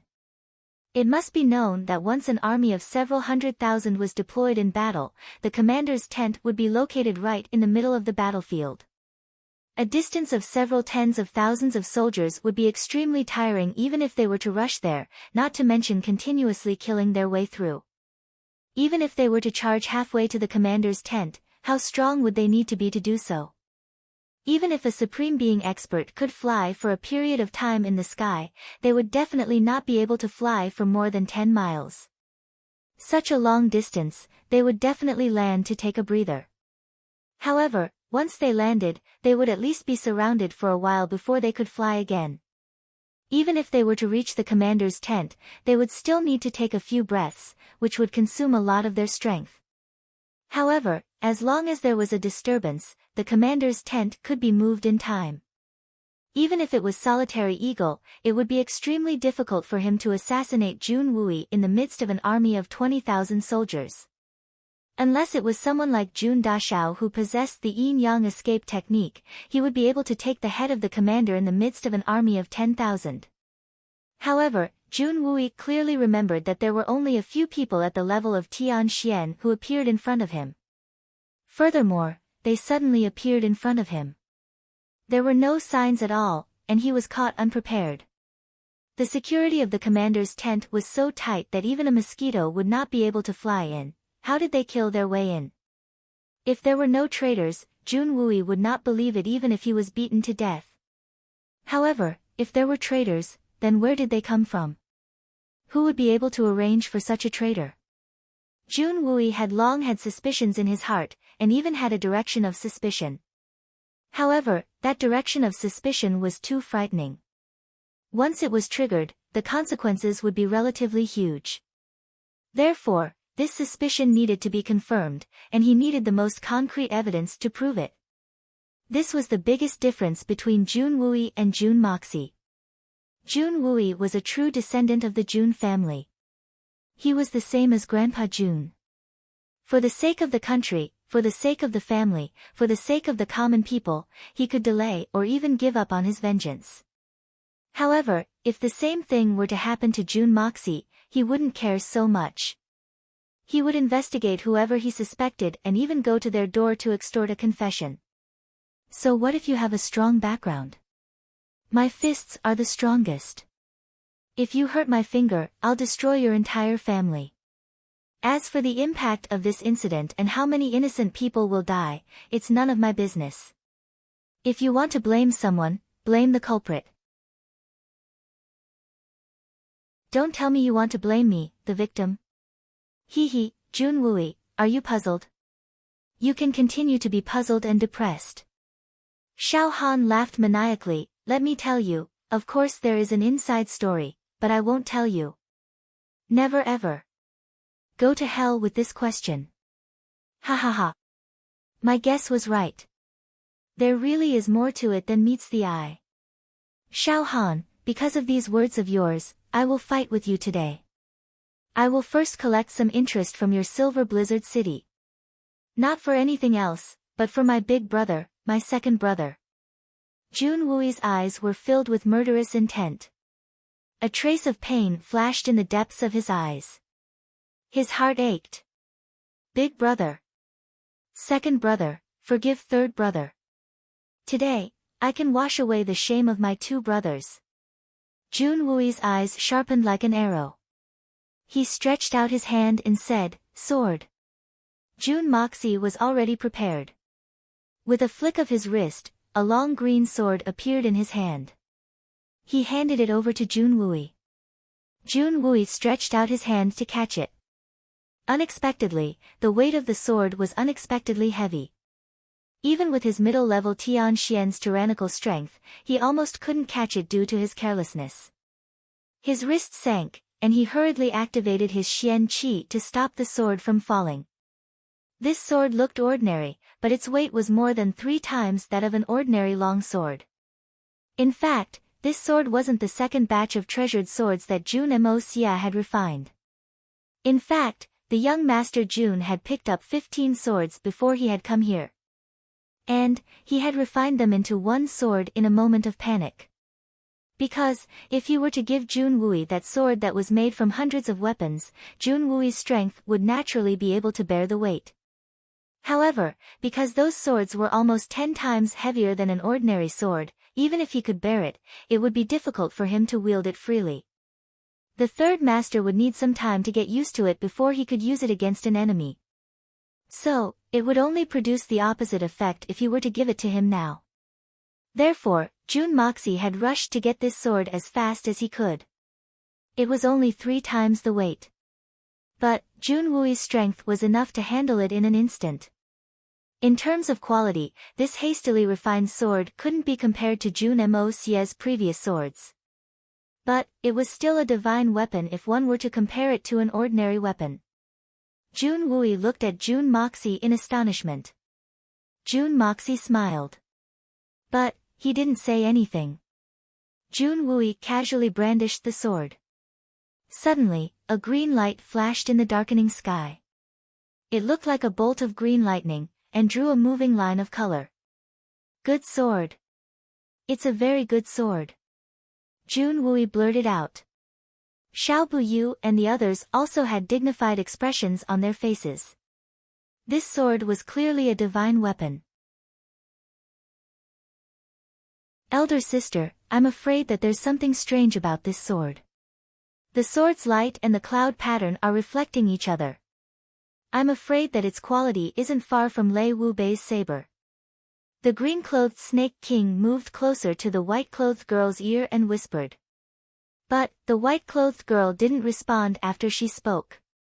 It seemed as if she hadn't heard her. She couldn't help but feel strange. She had thought that the white-clothed girl was attracted by the sword.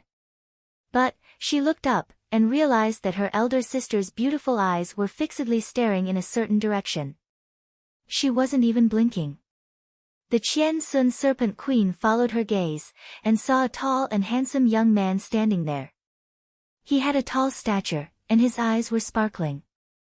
He was standing in front of thousands of soldiers and horses, but he still looked very lonely. It seemed as if he was the only person in the world. The Qian Sun Serpent Queen felt a kind of heartfelt loneliness and bitterness as she looked at him. It seemed as if she could feel the ancient loneliness in that young man's heart. And, she couldn't help but feel a pang of pain in her heart. It's Jun Moxie.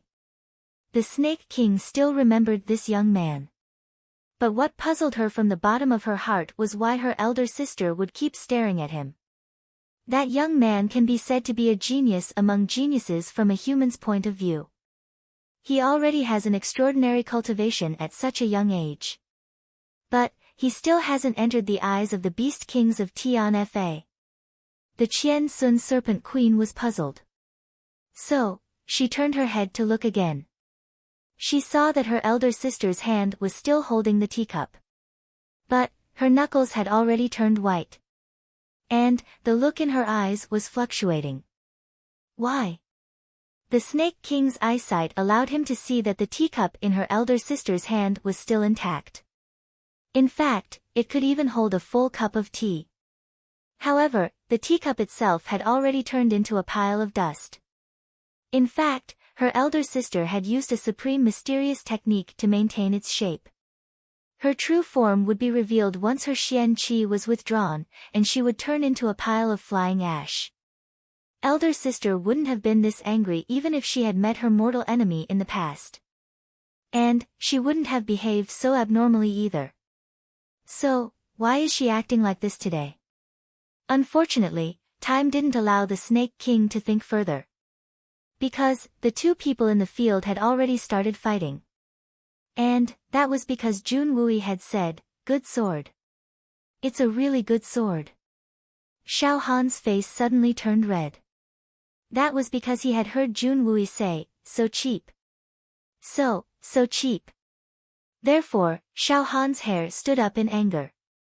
Many people in the Silver Blizzard City had been talking about him behind his back. There was only one word to describe him: cheap.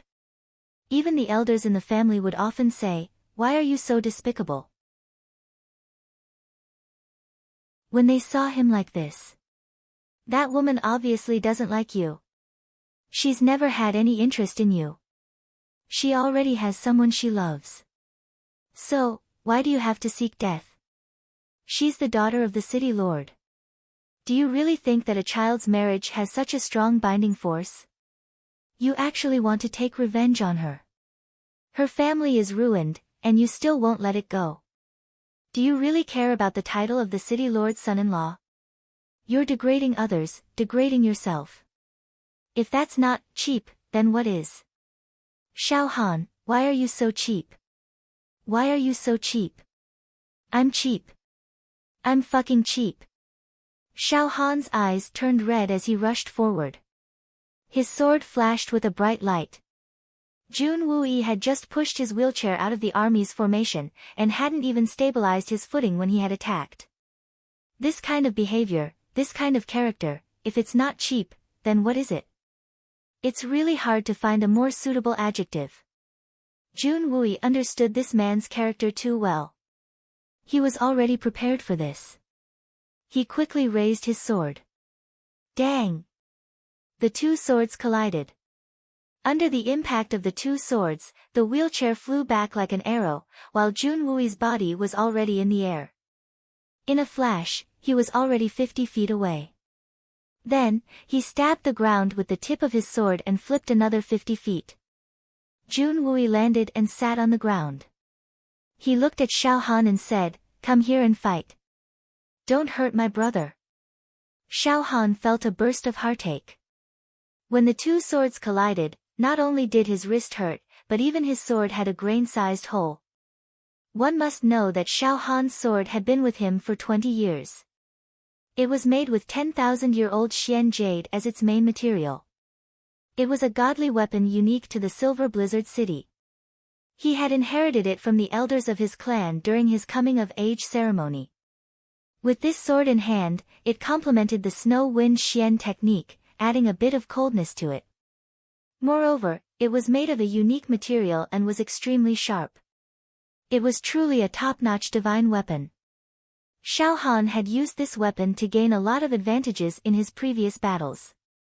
Even some people who were stronger than him in terms of Xian cultivation had suffered greatly because their weapons were inferior to his.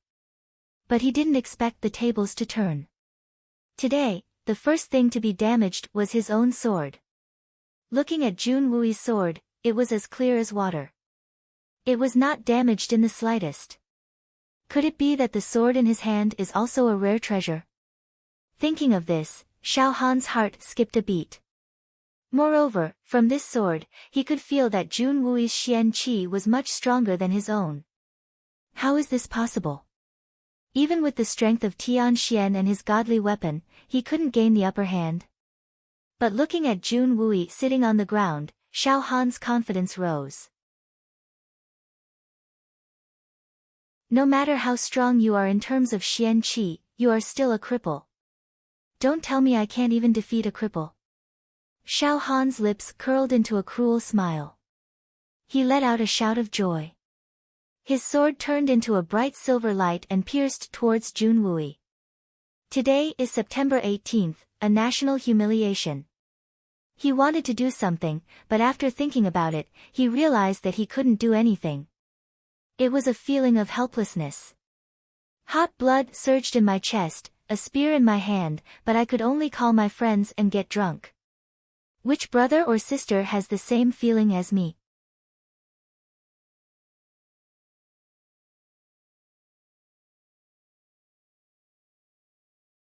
Han Yen Meng's tender body couldn't help but tremble. Her eyes were shining, and her face was shining. She jumped up with a "wow" sound, and hugged Mu Shuetong's arm. Jun Wui's body was weak, and it was difficult for him to move. On the other hand, Xiao Han had gained an overwhelming advantage in the battle.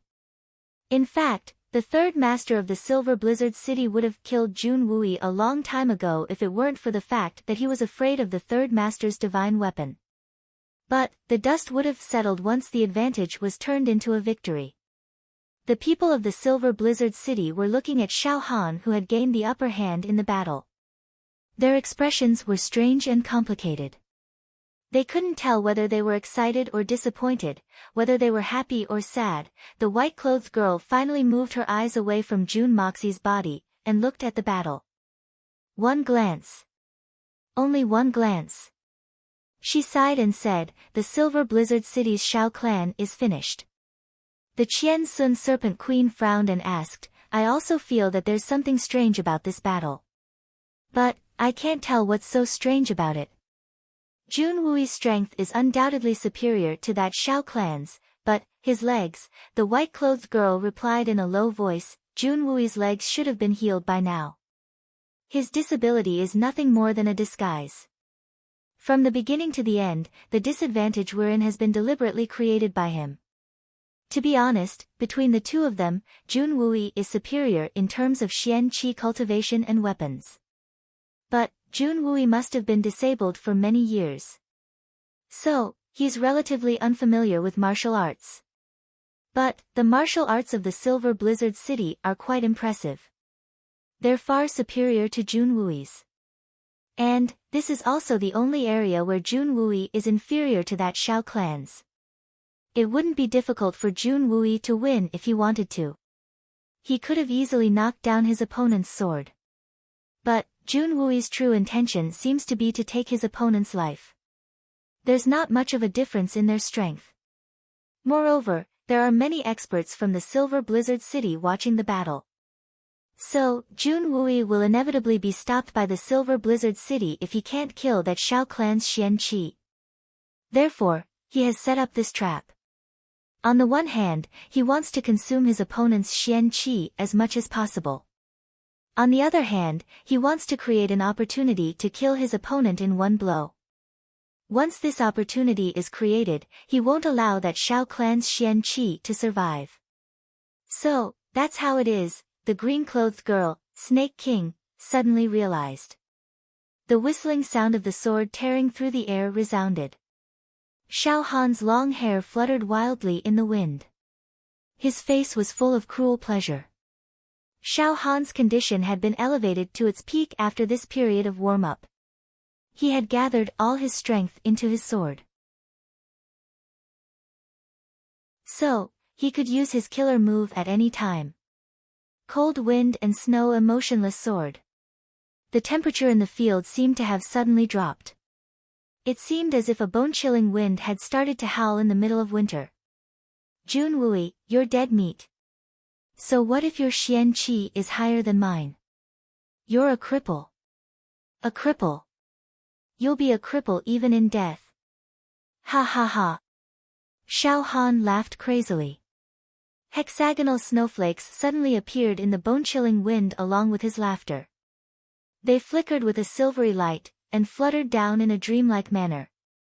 The sky seemed to be filled with murderous sword-light snowflakes in a split second. They crazily poured down towards Jun Wui's body, who was sitting on the ground. Jun Wui was sitting on the ground. He couldn't avoid it. Xiao Buyu sighed. He was hesitant. Should I step forward and stop him? Or should I let nature take its course? Solitary Eagle and Jun Moxie were watching the fight from afar.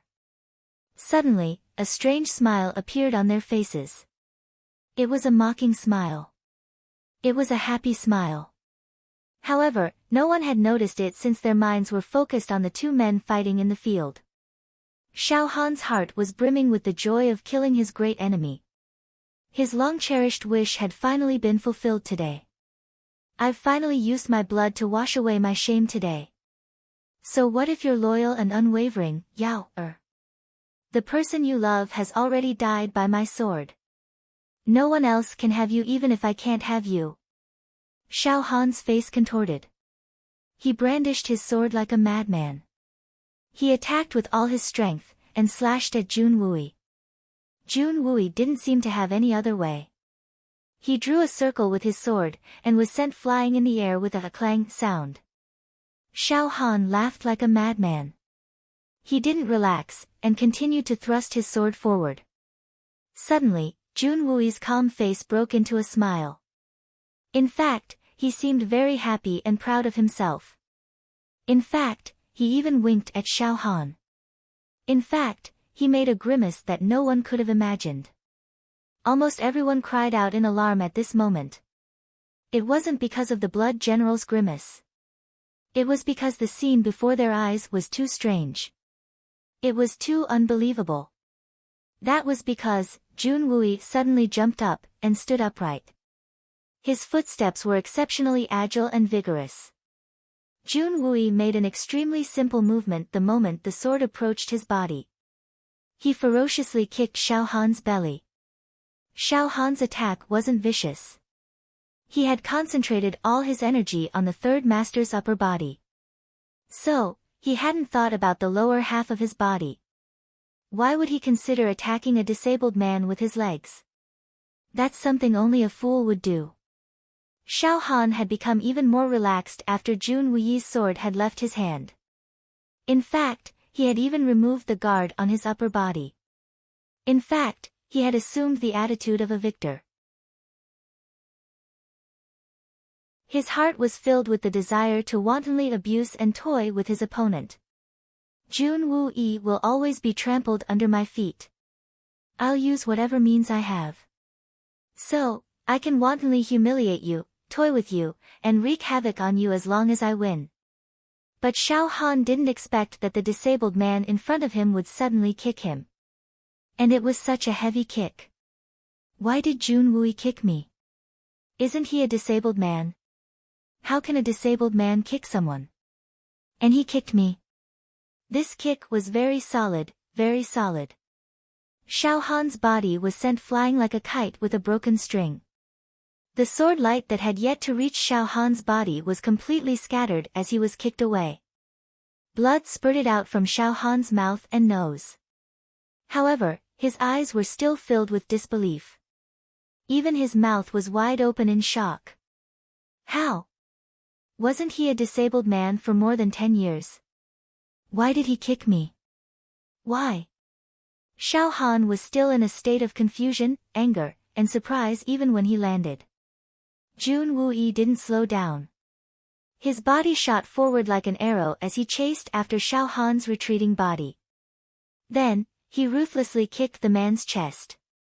Xiao Han roared in pain as one of his ribs broke with a hakacha sound.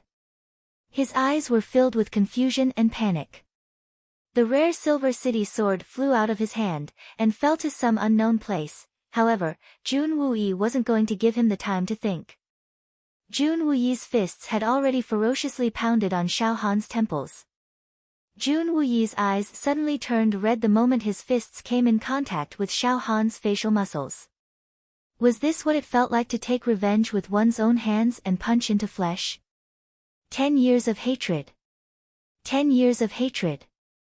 10 years of life and death separation.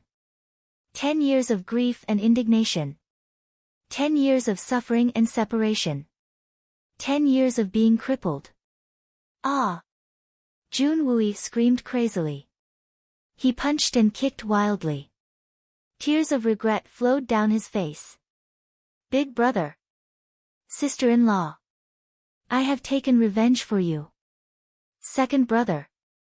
This little brother has wronged you. My 2 nephews, do you see this? Do you see this? Yao, My Yao, This lowly ruffian in front of me is the culprit. Jun Wuyi was shedding tears as he roared silently. Then, he ferociously punched Xiao Han's dantian. A crackling sound was heard, and a wisp of cold qi dispersed. It turned out that Xiao Han's dantian had been destroyed. Xiao Han's body flew out with a so sound. At this moment, he seemed to not feel any pain in his body at all. His eyes, which were filled with fear and confusion, were still wide open in shock. In mid-air, he only yelled out, "Impossible! This is impossible! How is this possible? This can't be real! It can't be real!" Jun Wui didn't give him time to breathe. He closed in again.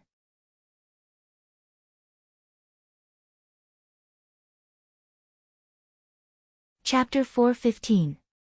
Jun Wuyi was venting out all the grief and indignation that he had accumulated over the past 10 years. He punched out again and again. The sound of his punches was like the most beautiful music in the world to Jun Wui's ears. Just like how Xiao Han did not want to kill Jun Wui with his sword and wanted to torture him slowly, Jun Wui would never have punched Xiao Han's head off. Because that would have been too easy on him. 10 years of hatred, the death of his eldest brother, the death of his 2 young nephews, the death of his eldest sister-in-law, the death of his eldest sister-in-law, the death of his eldest sister-in-law, the death of his eldest sister-in-law, the death of his eldest sister-in-law, the decline of the Jun family. This hatred was like a mountain, like an ocean, all of this hatred was caused by this person. How could Xiao Han's death be enough to offset this hatred? Wouldn't that be too easy on him? Jun Wui had never hated anyone as much as he hated Xiao Han. Even if it was his enemy, even if it was those crazy human traffickers, evil tyrants, government officials, it was enough for Third Master to kill them with one sword. But for Xiao Han, Jun Wui felt that it was not enough, far from enough. If it was possible, Jun Wui did not want to kill him. Instead, he would slowly torture him for the rest of his life. Every day, he would be tortured to the 18th level of hell. Even so, Third Master still felt that it was not enough. A long sword fell from the sky with a dazzling cold light. The sword edge cut through the sky and pierced into a big rock on the side of the road. With a cha sound, the sword went straight into the rock, leaving only the sword hilt outside. It was Jun Wui's sword. What a sharp divine weapon. Such a natural fall, piercing into the hard rock like tofu, all the way to the hilt. What kind of divine weapon is this? Almost all the warriors looked at this long sword with blazing sparks in their eyes. Even the solitary eagle, who never used a sword, was no exception.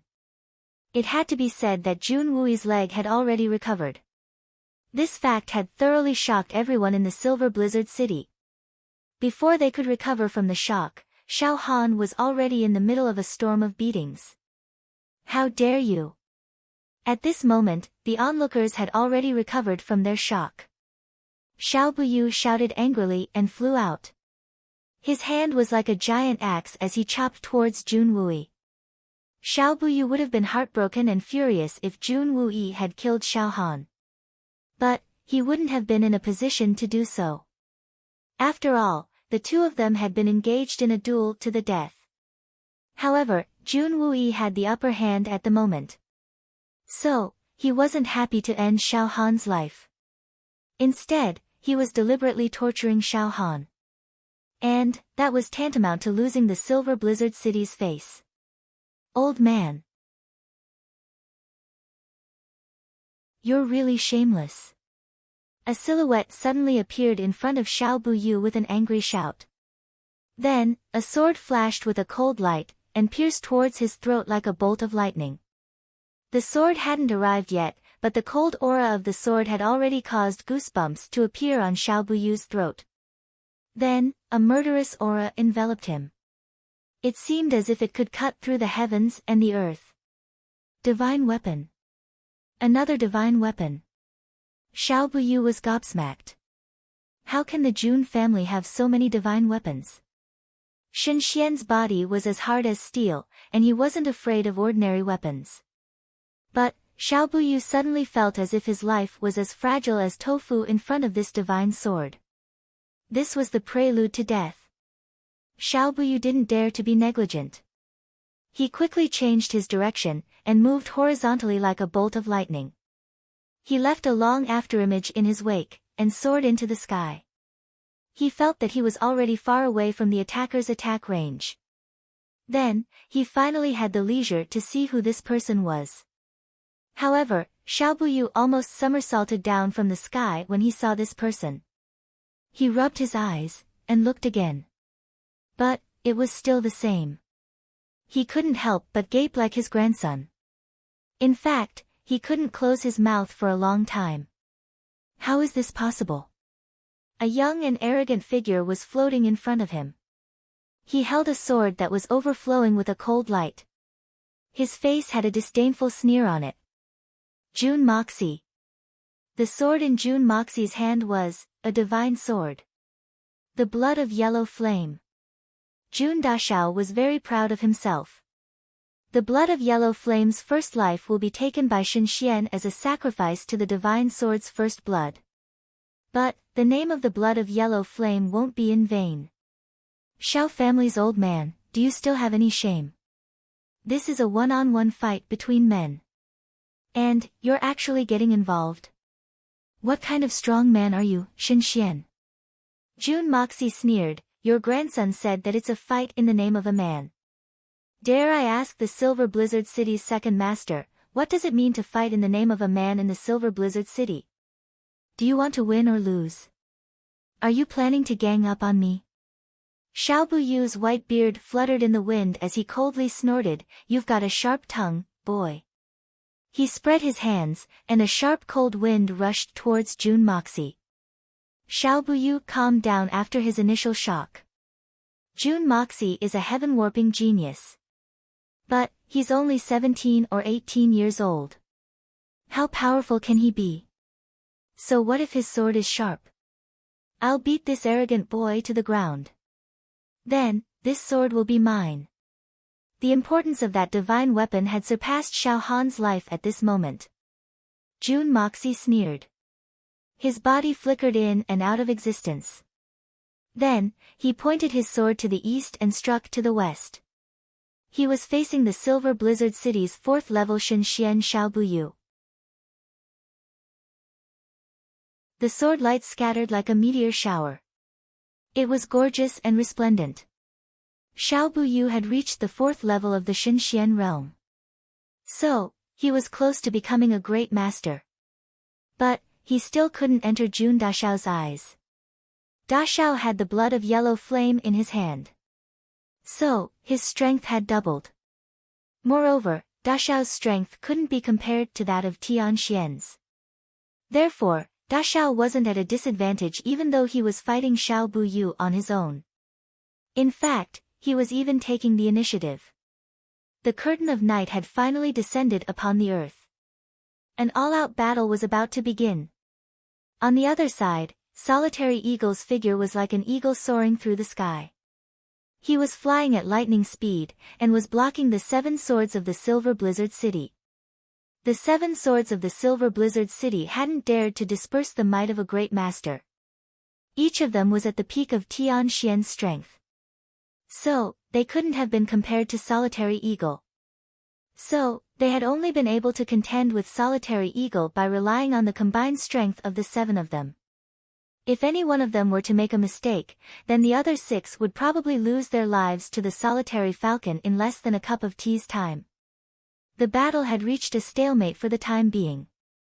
The other 5 elders were about to join in the battle when they suddenly felt an indescribable pressure on their bodies. It was as if an inexplicable murderous intention had locked onto them. This murderous intention was bitingly cold. It was vast and mighty. It seemed as if the entire world was brimming with an extremely terrifying murderous aura. However, the strangest thing was that no one knew where this murderous intention had come from. Who had released it? How had it locked onto them? The green-clothed girl was watching the show in high spirits. So, it obviously wasn't her. The white-clothed girl had her back to the 5 elders. She was still leisurely sipping her tea. So, it wasn't her either. So, who was it? Just who possessed such terrifying strength? But, no matter who it was, this person's strength had definitely surpassed that of an ordinary supreme martial artist. In fact, he had even reached the level of supreme martial artist Zhu Tian. The 5 elders were only at the ordinary level of Shen Xian. In the face of such a sharp and fierce aura, they were all dumbstruck. Every single one of them had mustered every ounce of strength in their bodies. They did their best to resist the onslaught of this murderous intention. For a moment, they couldn't even move a finger, let alone help Xiao Han or the 7 swords. They didn't even dare to move. Because everyone had a clear feeling that it would be fine if they didn't make a move. But, if they made a move, all 5 of them would die. If they didn't act rashly now, only Xiao Han would die. But, if they acted rashly, all of them would be wiped out. This wasn't a threat. It was a fact. That enormous aura had clearly told them the truth of this matter. The green-clothed girl, Snake King, widened her eyes in shock. She was the only one who knew where this murderous intention was coming from. There were countless people in the world. But, the Snake King had only seen one person who could control such an illusory aura with such ease. That person is my elder sister. What's going on? My elder sister obviously hates June Moxie. But, why is she helping him now? This is a very difficult matter to understand. The Snake King was extremely intelligent. But, she couldn't figure out what was going on even if she racked her brains. June Moxie was fighting Xiao Buyu. Da Xiao's agility was marvelous and agile. He was flying in the air. He was sometimes in front, sometimes behind, sometimes to the left, and sometimes to the right. Xiao Buyu had a gloomy expression on his face. His palms whistled as he faced the attack. This was beyond everyone's expectations at this moment. The rumored debauchee of the June family's young master was not only able to fight one-on-one with Xiao Buyu, who was a spirit Xian expert of the Silver Blizzard City. Moreover, he was even able to take 70% of the offense. Xiao Buyu's face was calm and collected. But, he was extremely shocked in his heart. Xiao Buyu had never experienced such a fight in his entire life. Even when he had sparred with the old city's lord, Han Feng Shui, he had never felt so restrained. In fact, he had never felt so dangerous. Could it be that my life and death are no longer under my control? This young man is giving me such a strong sense of danger. This young man's agility is extremely strange. I can't even guess where he's going to appear next. Moreover, he never gives me an opportunity to block his moves. His figure appears in a certain position for a very short period of time. Moreover, it's always in the most difficult position for me to exert my strength. It's the most unbearable position. And, he would always counterattack with a sword move that he had never seen before. This young man's sword moves could be said to be marvelous to the extreme. In fact, they were far beyond the scope of Xiao Buyu's imagination. Each move was incomparably swift and fierce. And, each style was filled with an awe-inspiring murderous intention. But, he had never seen it before. It was like an antelope hanging its horns. But, each attack was aimed at his weak point. The Silver Blizzard City had many exquisite moves under the heavens. So, most of the Silver Blizzard City's martial arts books had records of them. In fact, they even had corresponding methods to break them. However, this young man had already changed his sword moves a dozen times in a row. And, he couldn't even recognize a single one of them. So, it was impossible to break them.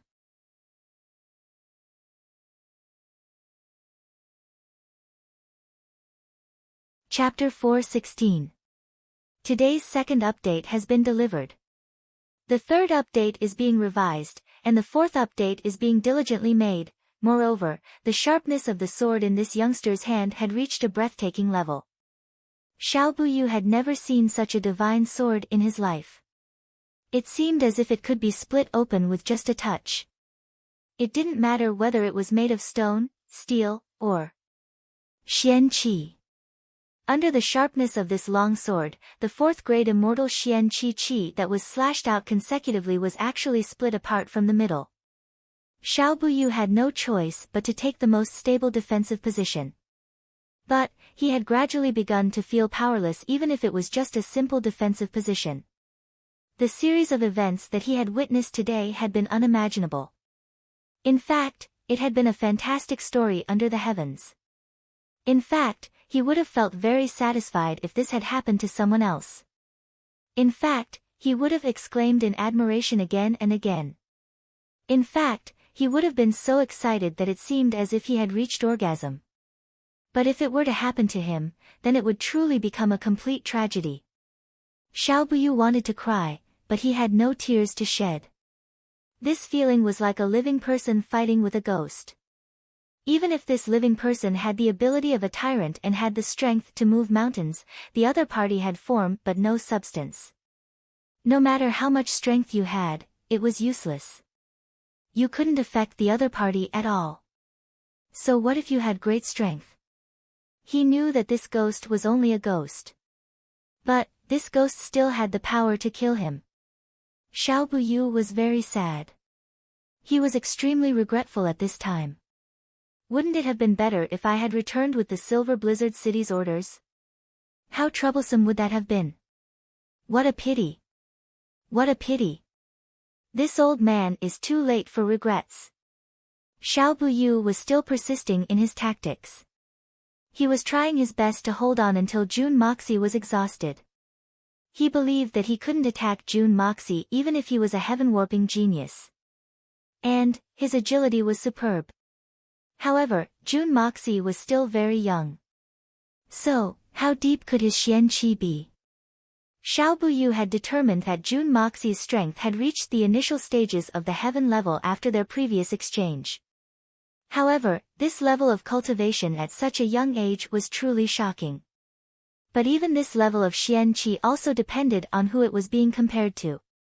Jun Mo Xia was a level 4 master of the Shenxian realm. He possessed hundreds of years of exquisite Xian Qi, and was only one step away from the great master level. Moreover, if one were to compare offense and defense, the defensive side would consume a lot of mental energy, but the energy consumption would be far less than that of the attacker. This was especially true when the Jun family's little thief was attacking like a violent storm, which consumed the most Xian Qi. The principle of martial arts was that one couldn't be too strong for long, and that one couldn't guard too much. He believed that as long as he fought steadily and didn't reveal any flaws, the final chance of victory would be his. Even if he took 10,000 steps back, he would be able to exhaust his opponent to death. Xiao Buyu's plan could be said to be flawless under normal circumstances. In fact, it could be said that his calculations were extremely wise. This kind of tactic was applicable everywhere. He believed that basically no one in the world could exceed this scope. However, it didn't mean that no one could. For example, his strategy of delaying Jun Moxie had been a big mistake. Because Jun Dashao was a complete freak. And, this freak wasn't afraid of any kind of exhaustion. Dashao had the upper hand, but he still had some misgivings in his heart. Xiao Buyu was a level 4 master of the Xinxian realm. Perhaps he wasn't as good as Solitary Eagle. But, there wasn't much of a gap between them in terms of Xian Qi. Xiao Buyu would be at a disadvantage if he were to go all out. And, the gap between his Xian Qi and Xiao Buyu's Xian Qi was too big. So, it didn't matter how sharp or valiant Xiao Buyu's moves were. In fact, he might even inflict serious injuries on Dashao. But, it wouldn't be fatal. After all, how could Jun Moxie choose to go all out against an old fox like Xinxian? Jun Dashao was like the rising sun. He hadn't lived long enough. Wouldn't it be too much of a loss to risk his life against an old freak who was almost 100 years old? It was a pity that Xiao Buyu also cherished his life. In fact, he cherished his life far more than Dashao had imagined. Moreover, he still wanted to maintain Xinxian's reputation. So, he had put on airs even though he was facing a powerful enemy like Jun Moxie. He would rather fall into a disadvantageous position. In fact, he had been so passive that he hadn't even drawn his sword. After all, Xinxian was a level 4 master. He was a level 4 master. And, he had been famous for more than 60 years. So, it wouldn't be justifiable for him to use his sword against a 16 or 17-year-old boy. However, Xiao Buyu had never thought that he would make such a foolproof choice.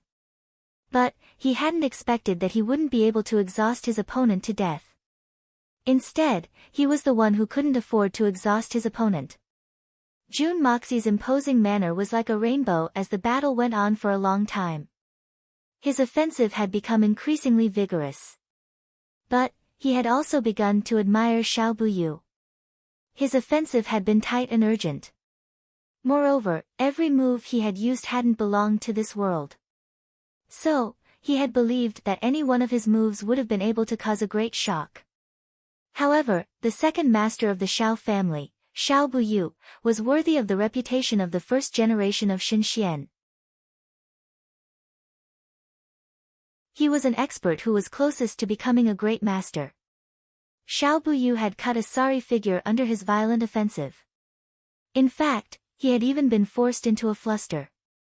But, he had still been able to rely on his profound martial skills and valiant fighting wisdom to hold out for so long. Xiao Buyu's Xian Qi couldn't be mentioned in the same breath as that of that damned Bailey Xiong Feng. Both of them were called Xinxian in name. But, Bailey Xiong Feng was at most a level 1 master of Xinxian. And, Xiao Buyu was a level 4 master of Xinxian. So, there was a huge gap between them. Moreover, Jun Mo Xia had countless opportunities to stab Xiao Buyu with his sword. But, Xiao Buyu would have launched a crazy counterattack if he had stabbed him. And, that counterattack would have been enough to kill him. Jun Mo Xia had seized the heaven and earth's good fortune. So, an attack that would have been fatal to an ordinary person wouldn't necessarily be able to take his life. But, his opponent's Xinxian Xian Qi wasn't something that his body could withstand. The gains wouldn't make up for the losses. Therefore, Jun Mo Xia could only continue to fight. Jun Moxie had the art of opening the heavens to protect his body.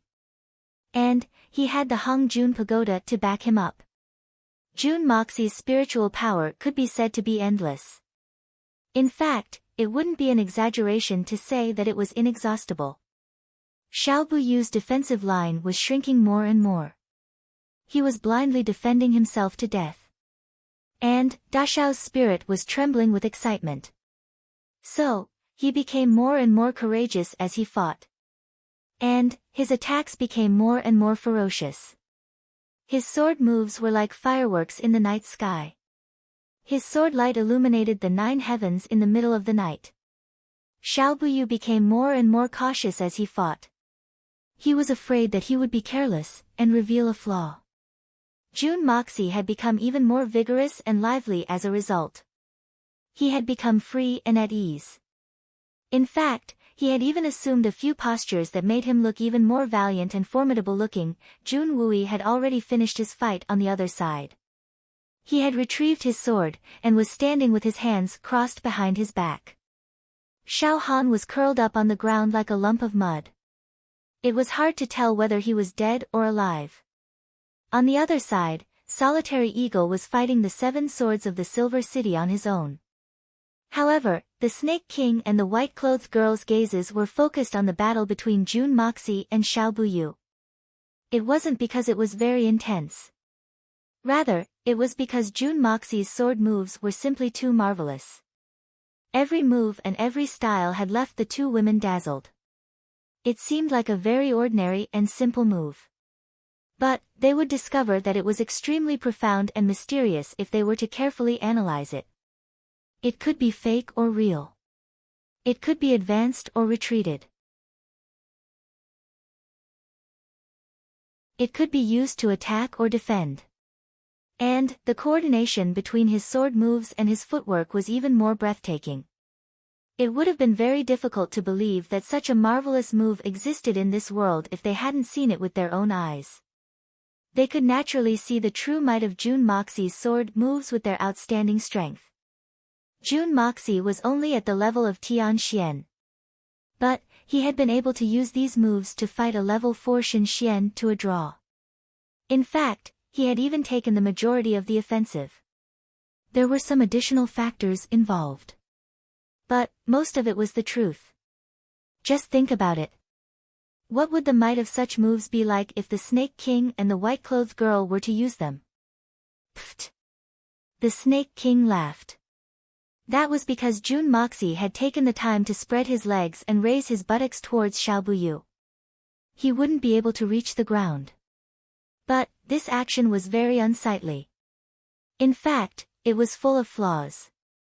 So, he couldn't help but laugh as he said, "If you want to fight, then fight." But, why do you have to make such a posture? Isn't it courting death for an insignificant Tianxian to face a level 4 Shenxian? You're wrong. The white-clothed girl calmly looked at the fight between the two. Then, she slowly said, Xiao Buyu is a level 4 expert of Shenxian. His Xian Qi is very profound. But, that June brat has a marvelous method to quickly replenish his Xian Qi. But, his fighting strength is only at the level of Tianxian's.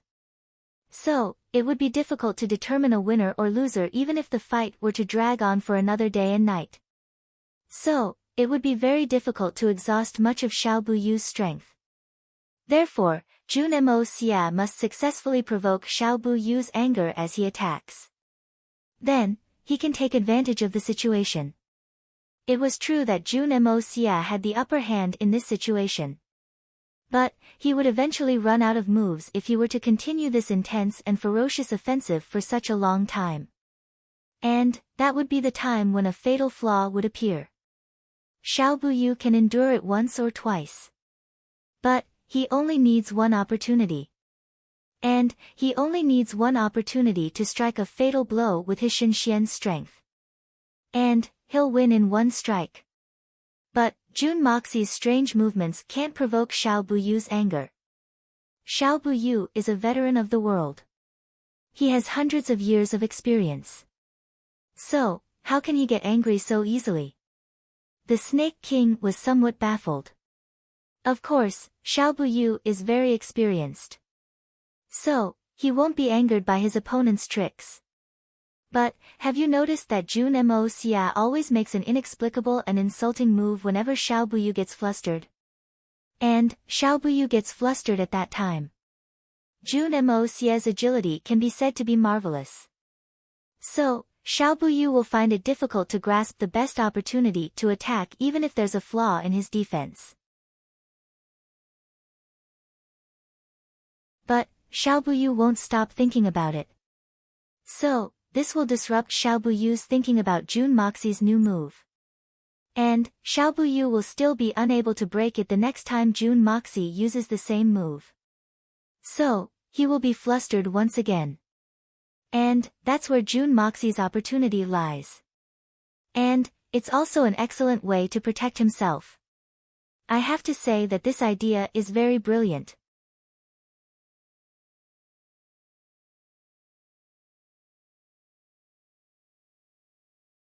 Chapter 417. The third chapter has been delivered. The white-clothed girl smiled and said, I can conclude that Jun Moxie is hinting to Xiao Buyu that he will fight with him for a long time. The more Jun Mo Xia acted in this manner, the more Xiao Buyu would fight steadily and surely. He wouldn't dare to risk a counterattack. He would only continue to exhaust Jun Mo Xia's basic strategy. However, it seems that Jun Moxie won't die from exhaustion. But, this gives Xiao Buyu some hope. So, he won't make a desperate attack out of desperation. Therefore, this battle will be a stalemate for some time. Elder sister, didn't you just say that Jun Moxie intends to provoke Xiao Buyu's anger? The Qian Sun Serpent Queen was even more puzzled. Aren't you contradicting yourself, elder sister? He had hinted at Xiao Buyu to give him a clear reminder. So, how could Xiao Buyu get angry? How can he reveal any flaws when his mind is stable? Jun Mo Xia will make his move when Xiao Buyu has completely calmed down. And, he will have full confidence in himself. Only then can he provoke Xiao Buyu into a violent rage. And, that's the only time he can create a real variable. The white-clothed girl smiled and said, I think you haven't noticed. Jun Moxie's eyes have stealthily glanced at the battle between the 7 swords and the solitary eagle at least 3 times. Is he planning to mount a sneak attack on the 7 swords? Is he planning to provoke Xiao Buyu's anger? The Snake King's eyes lit up as he said, it's a brilliant plan if that's the case. Xiao Buyu won't be able to keep his cool if Jun Moxie manages to cripple any one of the 7 swords. The only thing I can't figure out is that Jun Moxie's movements are very secretive. But, what kind of person is Xiao Buyu? No matter what, he was still a famous expert of his generation, a 4th-level spirit Xian expert. In a battle, his eyes and ears would definitely be alert. Even if Jun Moxie's movements were concealed, how could he hide it from him? How could he let Jun Moxie have his way? If Jun Moxie succeeded, the alliance of the 7 swords would immediately collapse, and the solitary eagle would be able to kill the 7 swords in a very short time. There would be no turning back for the Silver City's defeat. So, Xiao Buyu must have taken precautions. But, it seems that Jun Moxie's plan is wrong. The white-clothed girl seemed to have a clear understanding of the entire situation. But, she revealed a trace of doubt for the first time. Hearing this, the Snake King was also puzzled. Suddenly, the situation changed once more. Jun Moxie used the same technique that he had used twice before. His technique was just as marvelous as before. His agility also accelerated, and formed a circle of 10 or more afterimages of Jun Moxie in front of Xiao Buyu. It was as if dozens of Jun Moxie were attacking at the same time. The piercingly cold light of the longsword seemed to have merged into one. Xiao Buyu sneered. Junior. Have you finally run out of tricks? You've used the same technique more than 3 times. You've dared to use the same technique over and over again in front of a level 4 expert like Xin Xian. You've used it more skillfully this time, but you can't change the fact that you've used it 3 times. Now, it's time for your retribution. This old man will let you know the consequences of overestimating your own abilities. Xiao Buyu laughed as he suddenly slanted his palms to attack. His palms surged up like a mountain in an instant, and fiercely attacked the afterimages of Jun Moxie's sword lights on his left. This was where Jun Moxie had landed. And, this was the starting point of his sword. There was no mistake about it. Xiao Buyu's judgment was correct. Jun Moxie would have landed there if he had used this technique. And, he would have attacked there. Jun Moxie's tragedy would have come to an end then. It was a pity that Jun Moxie hadn't used this technique in its entirety. But, he would have been able to predict the future. Jun Moxie had only used half of his sword technique when Xiao Buyu had taken the initiative. And, that was the essence of the martial art of crossing the river before it. No one could have changed the sword technique's momentum under such circumstances. Not even an expert like Xin Xian or a great master would have been able to do so. However, Jun Moxie's art of unlocking the heaven's fortune had turned the impossible into the possible. Jun Moxie's sword was about to collide with Xiao Buyu's attack when a sudden change occurred. The momentum of Jun Moxie's sword didn't stop for even a moment. Instead, it turned into a long rainbow. Xiao Buyu was only separated by a hair's breadth. The tip of the sword issued a humming sound, and suddenly converged into a brilliant ball of light. Then, it exploded, and transformed into a long silver dragon mid-flight. The sword light looked like a rolling cylinder as it traversed a distance of 150 feet, and went straight towards the 7 swords of the Silver City. Man and sword become one. Jun Moxie had used his most powerful technique at such an impossible time. This sword technique was beyond everyone's expectations. Moreover, the 7 swords of the Silver City were in a critical situation at this moment. The 7 of them were already in a precarious situation against the solitary falcon, one of the 8 great masters. So, they were barely able to support themselves. Jun Moxie's sudden appearance on his flying sword had made them even more vulnerable. And, the situation had turned extremely bad for the 7 swords. A camel's back could be crushed by a single straw. But, how could it be fine when it was suddenly smashed by something that weighed hundreds or even thousands of pounds? Xiao Buyu knew that he had fallen into a trap. So, he shouted coldly. He didn't have the time to think about how the Jun family's little thief had changed his sword technique midway.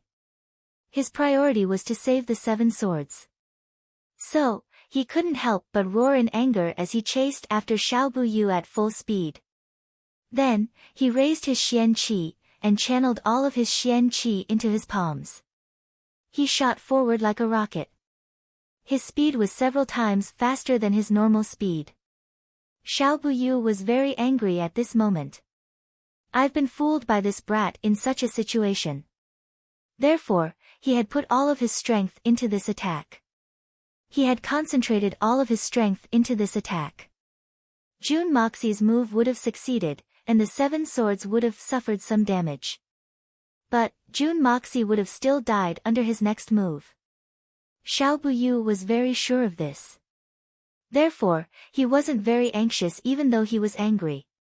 That was because the 7 swords of the Silver City only belonged to the side of the city lord, and they were people with the surname Han. They belonged to the Silver Blizzard City, but they weren't surnamed Xiao. Therefore, Xiao Buyu wouldn't necessarily feel sad even if Jun Moxie's attack was successful. In fact, he might even kill 1 or 2 of them. He only wanted to kill this brat who didn't know the immensity of heaven and earth. Therefore, Xiao Buyu wasn't furious even though he was angry. That cylindrical sword light didn't stop there. It arrived behind the 7 swords like a bolt of lightning. Xiao Buyu's rapidly flying body was behind Jun Moxie's back.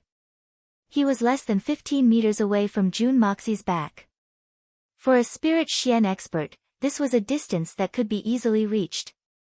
In fact, Xiao Buyu's sleeves were issuing a sharp whistling sound as he flew. His entire body had turned into a fuzzy gray shadow. It was evident that his speed had increased to the extreme. Da Xiao had spent a lot of effort to create this situation. But, it didn't seem very advantageous now. Solitary Eagle's brows wrinkled. He was very dissatisfied with Jun Moxie's arrival. I have the absolute advantage.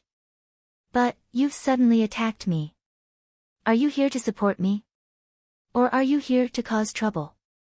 I would have been able to defeat the 7 swords if you could have held Xiao Buyu back for a while. But, you've suddenly attacked me. But, you've put yourself in danger even if you can speed up my victory. Isn't this not worth it? As for the 7 swords, their cultivations were 1 level lower than the solitary falcons, and they had to withstand Jun Moxie's sudden and ferocious onslaught. They were in a very difficult situation, and they felt as if their backs were being pierced. In fact, they even felt as if their skin was being torn apart. Xiao Buyu's face revealed an evil grin. He had been accumulating power for a long time. So, he slashed out with a loud bang. However, the entire field was filled with cries of alarm. That was because Jun Moxie's figure had suddenly disappeared. He had suddenly disappeared. He had disappeared as if he had flown away. It seemed as if he had never appeared. That cylindrical sword light had also disappeared without a trace. It had quietly disappeared without the slightest warning. That magnificent sword light from before had seemed like a dream. Xiao Buyu's speed had already reached his limit. He wasn't Jun Moxie. So, he didn't have the luxury of time to change his moves. His palms carried a majestic strength that could topple mountains and overturn the seas. His target had suddenly disappeared. It was as if he had attacked the 7 swords. He had only managed to raise the angle of his attack in his haste. Then, he whizzed over the 7 swords, and fiercely attacked Solitary Eagle. The pressure on the 7 swords suddenly disappeared. They were overjoyed to see that Xiao Buyu had turned into a powerful reinforcement. So, they counterattacked Solitary Eagle with all their might. Solitary Eagle had suddenly encountered a powerful enemy in a hurry. And, the pressure from the enemy had doubled in an instant. So, he couldn't help but become angry. So, this brat isn't here to help. He's here to cause trouble. Don't tell me that it's too easy for me to fight 7 people. But, there was no other way. The 8 enemies were attacking him at the same time. So, even someone as strong as Solitary Eagle had no choice but to go all out. He heard the Eagle God shout, "Ghostly Eagle." He attacked with all his might. Suddenly, the sky was covered with sharp claw shadows. It seemed as if thousands of evil spirits had rushed out of the gates of hell. Countless illusory ghostly claws pounced on the silver blizzard city's 8 people. The 7 swords chi whistled in the air. Xiao Buyu's palm wind rumbled. Solitary ghostly eagle's claw chi tore through the night sky. The 9 people collided like Mars colliding with the earth. Suddenly, a burst of arrogant laughter rang out the moment the 9 people collided. It was Dashao's Jun Moxie's voice. He had disappeared from that place for some unknown reason. And, he had reappeared in front of the exhausted Xiao Han on the ground. Such an astonishing speed was simply unpredictable. In fact, it would be more accurate to say that 2 Jun Moxies had appeared in 2 different places at the same time. That would be more in line with the facts. However, these 2 Jun Moxies were the same person. And, this fact had become something that no one could understand even if they broke their heads.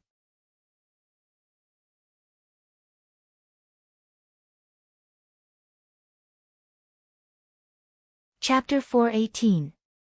Despicable Junior. You dare. Xiao Buyu roared. His eyes seemed as if they were about to split open. That's my grandson. Xiao Buyu felt as if his courage had been shattered, and his heart was being twisted. Raging emotions, in an instant, completely ignited his entire being. He had gone berserk with rage. The hair on Xiao Buyu's head stood up in anger at this moment. It seemed as if he had been struck by lightning on a rainy day, but he could only fly into a rage, and nothing more. But he couldn't do anything. In fact, he didn't dare to do anything. That was because the solitary eagle's tyrannical attack had already collided with his own palm. How could the all-out attack of a great master be ordinary? Xiao Buyu was only a step away from the great master realm. And, he had 7 powerful helpers. But, the situation was still not optimistic. It was like an atomic bomb had exploded in the middle of the battle. The 8 figures had split into 8 directions, and had shot back. The solitary eagle stood in the center. He hadn't moved an inch. His long hair was fluttering in the wind. It seemed as if the seaweed at the bottom of the sea had encountered a hurricane. However, his body had sunk into the ground from his waist down. The great master of the Xian realm hadn't retreated even an inch in the face of the torrential attacks of the 8 experts. Xiao Buyu flew back with blood dripping from the corners of his mouth. But, he didn't have the time to check his injuries. He hadn't even had the time to stop his retreating momentum. Instead, he let out a long and mournful cry, and threw himself towards Xiao Han. His face was distorted with grief, indignation, rage, and tyranny. Jun Wuyi and Xiao Han fought, and Jun Wuyi had gained an overwhelming advantage. So, he had finally been able to press Xiao Han down and beat him up. Moreover, he had broken Xiao Han's arms and legs, and had even smashed his dantian. In fact, Xiao Han's meridians had been broken in many places. It could be said that Xiao Han had become a cripple from head to toe. Jun Wuyi didn't want to kill him. But, he wanted him to become a cripple. He wanted him to suffer more than death. He wanted him to taste this pain before he could kill him. But, he had vented his anger. At this moment, Xiao Han was definitely more crippled than Jun Wuyi back then. However, Xiao Buyu was very clear about Jun Wuyi's plans. Therefore, he was not impatient. Perhaps Xiao Han would no longer be able to cultivate Xian Qi in the future, but with the Xiao family's soul replenishing jade, Xiao Han's injuries could still be healed. And this was something that Jun Wuyi did not know. In fact, Xiao Buyu intended to use this as a pretext to resolve the enmity between the Jun and the Xiao family. After all, Xiao Han was the root cause of everything that had happened. However, Xiao Buyu wasn't doing this because he wanted to show weakness. He wasn't willing to give up on Xiao Han. Instead, it was because the mysterious expert behind the Jun family was too frightening. If this matter could be resolved like this, it would be an easy matter for both sides. On the other hand, Xiao Buyu was also very relieved. He believed that Xiao Han would be crippled, or even humiliated by Jun Wui. But, his life wouldn't be in any danger. After all, he understood the third master Jun's character. Jun Wui and Xiao Han had a deep enmity. But, Jun Wui was still a gentleman. And, no one could deny that. Even if a righteous gentleman wanted to torture and abuse someone, he wouldn't have any overly malicious ideas. That was unless he killed them with a sword. Therefore, Xiao Buyu felt more at ease when he saw that Jun Wui had beaten Xiao Han. At least, Xiao Han wouldn't have been crippled if Jun Wui hadn't used his sword. In fact, he would have been able to keep his life even if his injuries were very serious.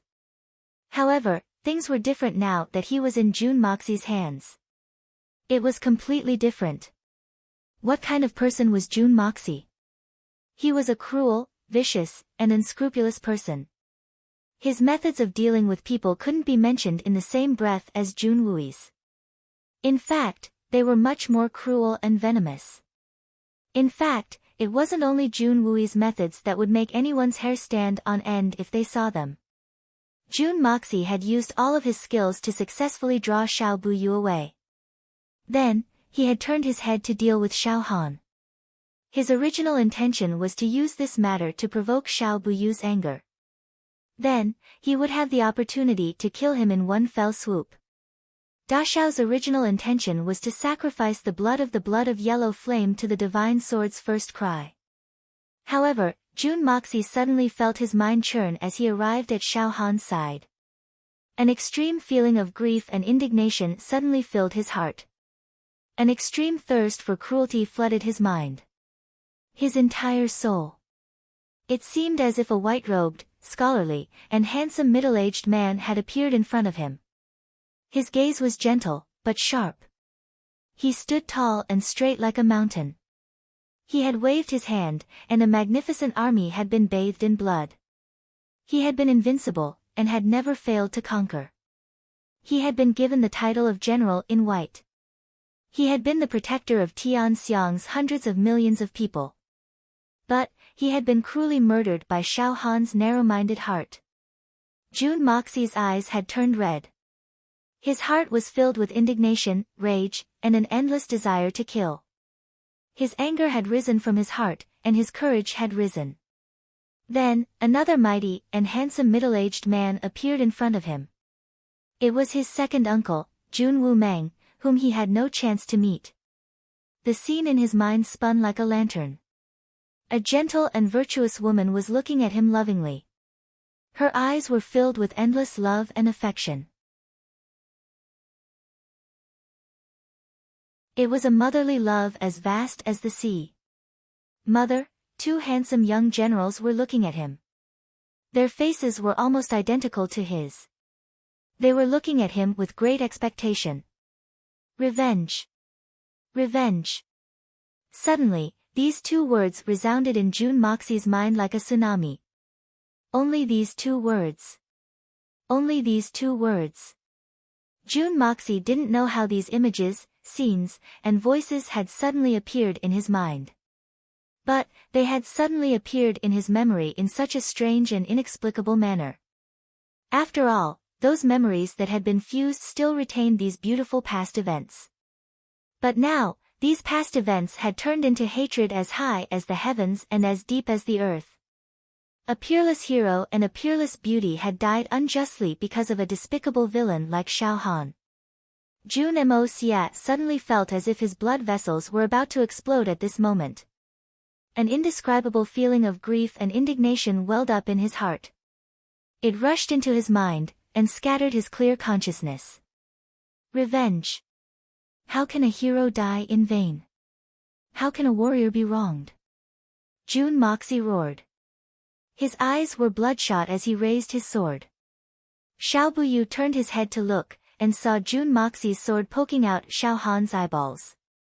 Then, he said something extremely ruthless, Xiao Buyu, I will make sure that your grandson can't see this. This sword is for the thousands of soldiers you've killed. Xiao Han had been unconscious. But, he was awakened from his coma by the pain of his eyeballs being poked out. He screamed miserably. Then, there was a cracking sound as he crushed one of his teeth. His face was covered in blood as he screamed miserably in pain. He was incomparably resentful, Jun Wui. I, Xiao Han, will take revenge. I will turn your Jun family's men and women into prostitutes. Ah! The murderous intention in Jun Moxie's eyes intensified. The murderous aura on his body became even thicker. Xiao Buyu roared as he flew even faster. My grandson, Jun Moxie, stop. Otherwise, I'll chop your body into 10,000 pieces. However, Jun Moxie was in front of Xiao Han. So, it was very convenient for him to do so. His sword flashed again, and 2 of Xiao Han's tendons were cut off. Blood splattered everywhere. Xiao Buyu's body trembled violently as he spat out a mouthful of blood. His eyes were filled with despair. Xiao Han. I want you to be unable to move your hands. Xiao Han, do you want to take revenge? I'll accompany you to the heavens and the earth. This sword will wash away the family's humiliation. Jun Moxie clenched his teeth as he laughed sinisterly. Xiao Buyu. Aren't you an expert of the Xinxian family? Aren't you the strongest person under the great masters? Come quickly and save your grandson. Come quickly. Don't you dare. Even if you have legs, you'll still be crippled. This sword belongs to my third uncle. Give my third uncle back his 10 years of slumber. The sword light flashed twice, and Xiao Han's leg tendons were severed. Jun Moxie's eyes were exceptionally clear. The corners of his mouth curled into a fierce smile as he slanted his eyes at Xiao Buyu. Then, he sneered and roared, this sword is for my father. Xiao Han, can't listen from now on. No. The Silver Blizzard City's people shouted in unison. However, Jun Moxie's sword flashed again, and Xiao Han's ears flew off his body. Then, Xiao Han's nose flew up into the air. His teeth were cut off, and half of his tongue flew out. You can't speak. This is my second uncle's debt. Jun Moxie laughed wildly. He seemed to be in a somewhat desolate mood. Xiao Buyu's blood started to churn. He had been injured by the solitary falcon's attack. His injuries weren't serious. But, they were still internal injuries. So, he couldn't help but feel his blood churn as he saw his grandson in such a miserable state.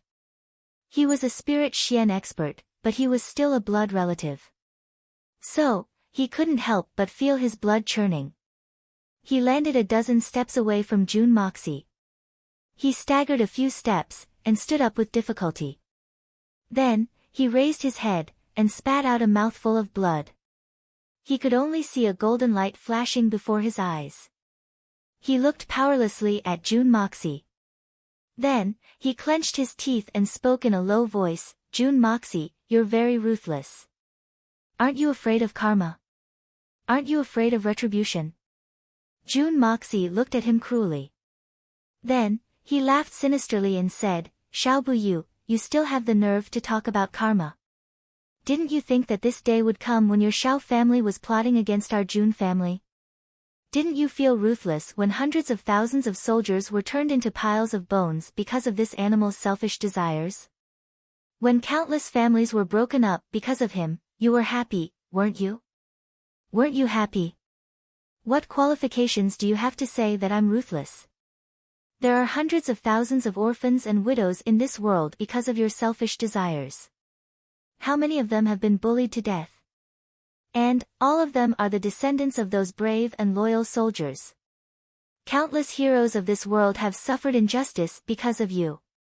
Because your fists are big. Big? Big your mother's head. Fu *k. You're a bunch of trash. A bunch of trash. A bunch of green-haired turtles. Now, you're watching your grandson turn into a monster under my hands. Isn't that satisfying? Huh?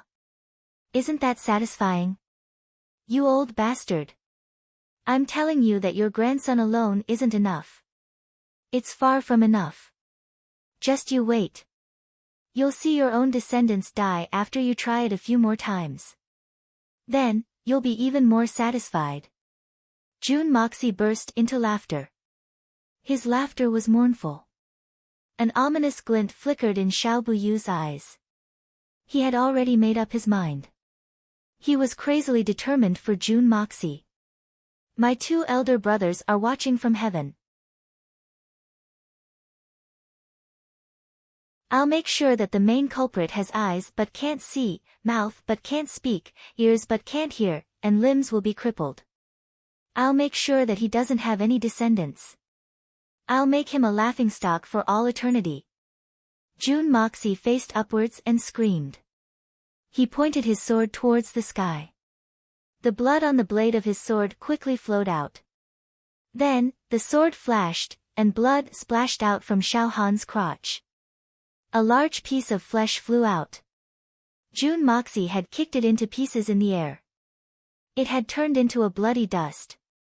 Xiao Han didn't even have the strength to move. But, he wasn't dead yet. But, he would have been happier if his body had been smashed to pieces.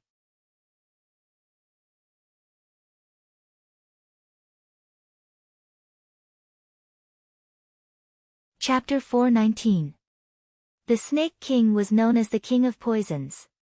He had always been vicious and merciless. He was confident that he wasn't inferior to anyone in this world when it came to viciousness and cruelty. But at this moment, he was trembling all over, and his eyes were filled with intense shock. There was actually such a cruel punishment in this world. Such a cruel and cold-blooded person.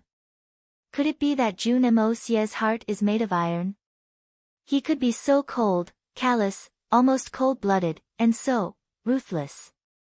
It was only right and proper for him to do such a thing. Even the expression of the white-clothed girl, who had always remained calm even if Mount Tai collapsed in front of her, had changed. It had become deep and unfathomable. This guy was really ruthless. The so-called death by 1,000 cuts, dismemberment by 5 horses, dismemberment by 10,000 pieces, and chopping into meat paste, were all ruthless words that most people knew. In fact, they had said it more than once. That was because many people had 1 or 2 targets of hatred in their hearts that they couldn't wait to do so. But when it came to this point, there were really too few people who could really do such things. Humans were humans. There was always a limit to how much hatred and mental pressure a person could endure. It could even be said that there might not be 1 in 10,000 people who could do such a thing.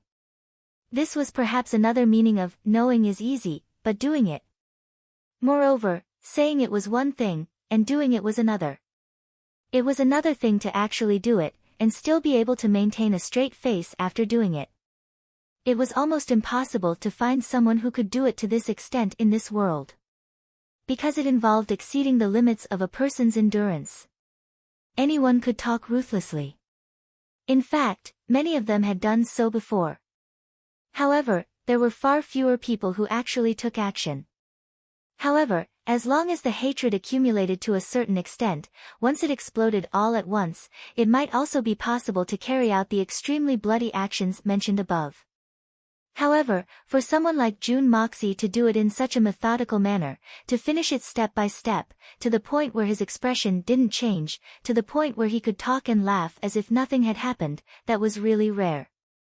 Think about it, most of us would frown and raise our eyebrows when we see someone killing a chicken or a pig, not to mention that it's a living person.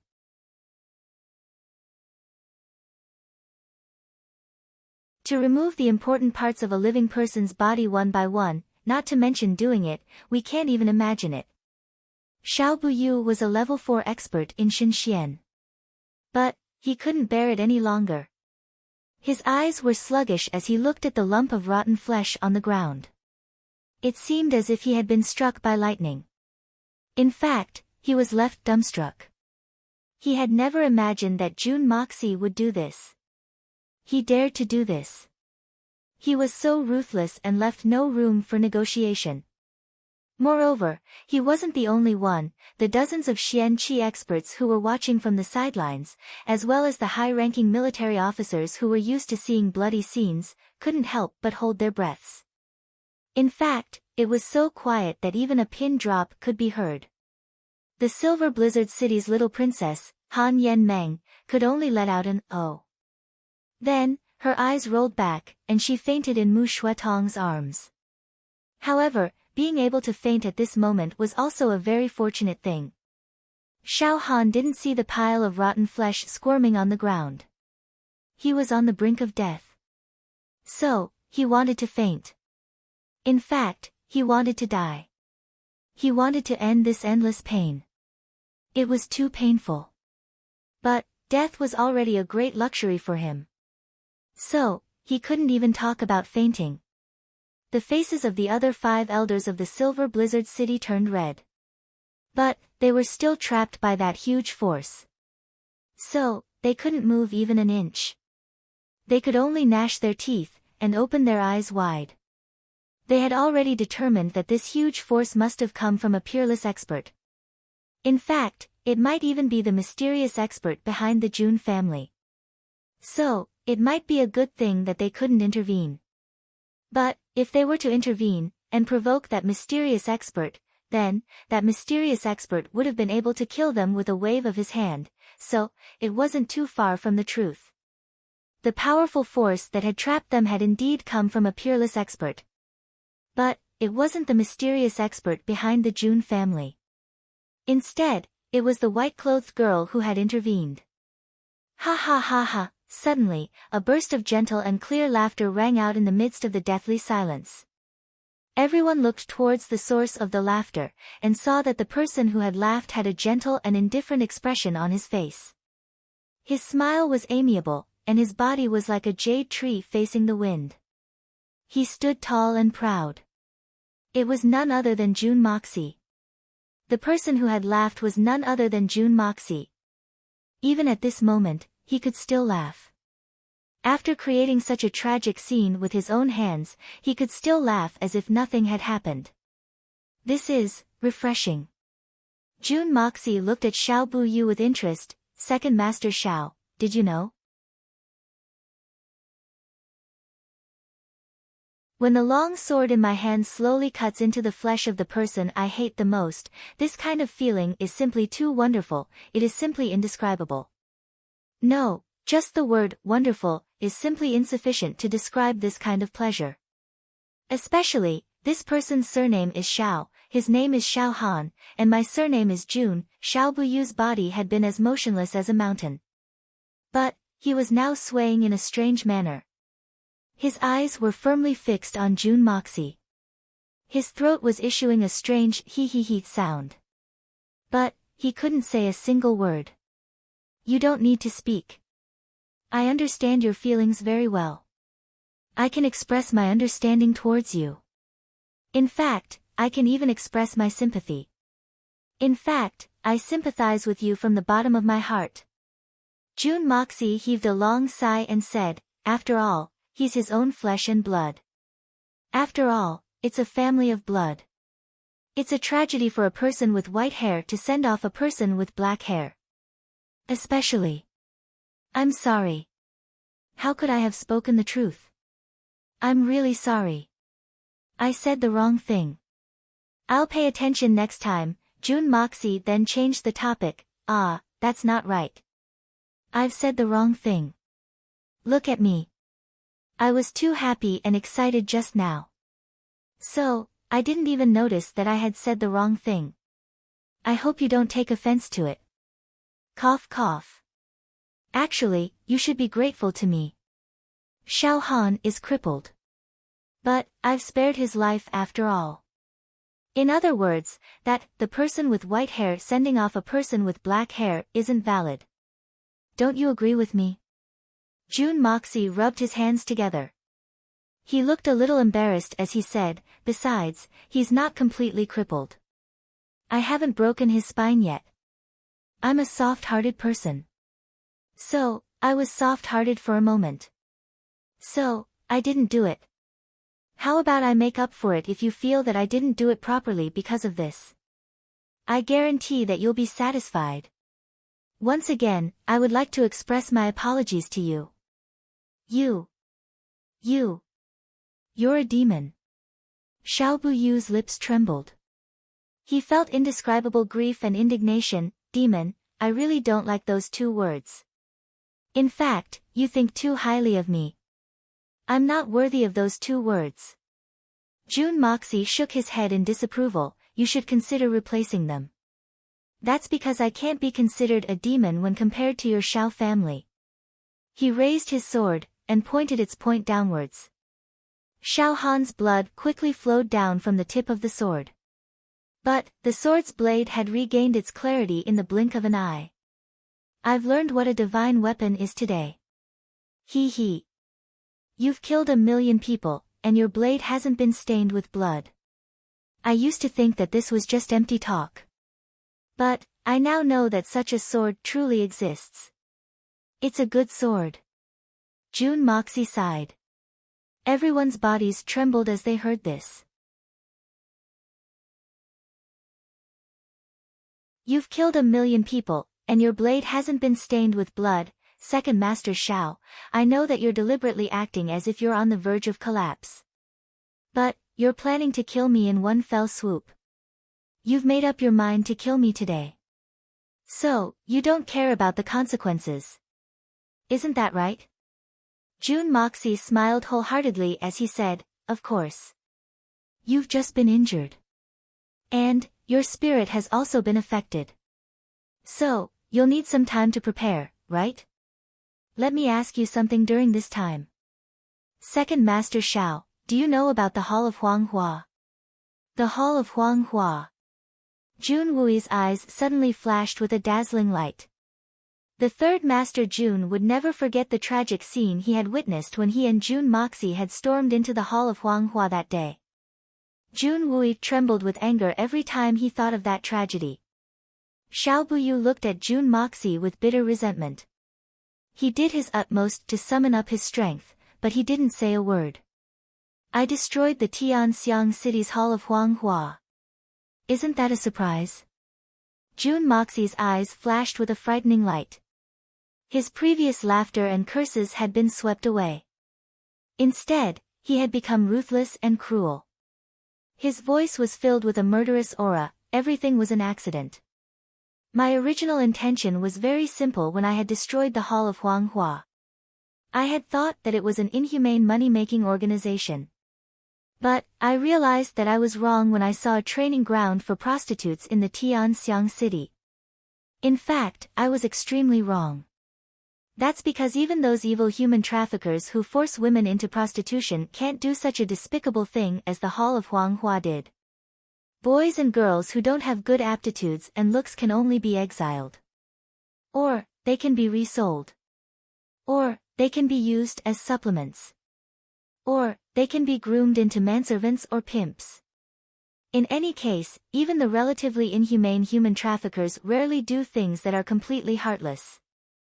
Breaking people's legs and hands, breaking their lumbar vertebrae, and putting them in a jar to raise them, to make them completely deformed, this kind of thing, only the heartless, deranged, and inhumane Hall of Hell would do such a thing.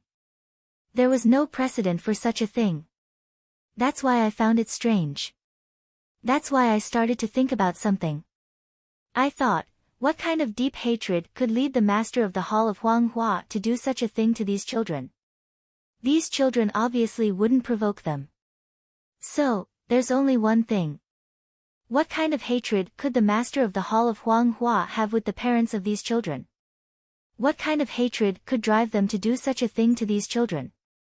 One night, my grandfather Jun and my third uncle were talking about their old comrades. Then, they unintentionally sighed. How come those old subordinates of mine have disappeared?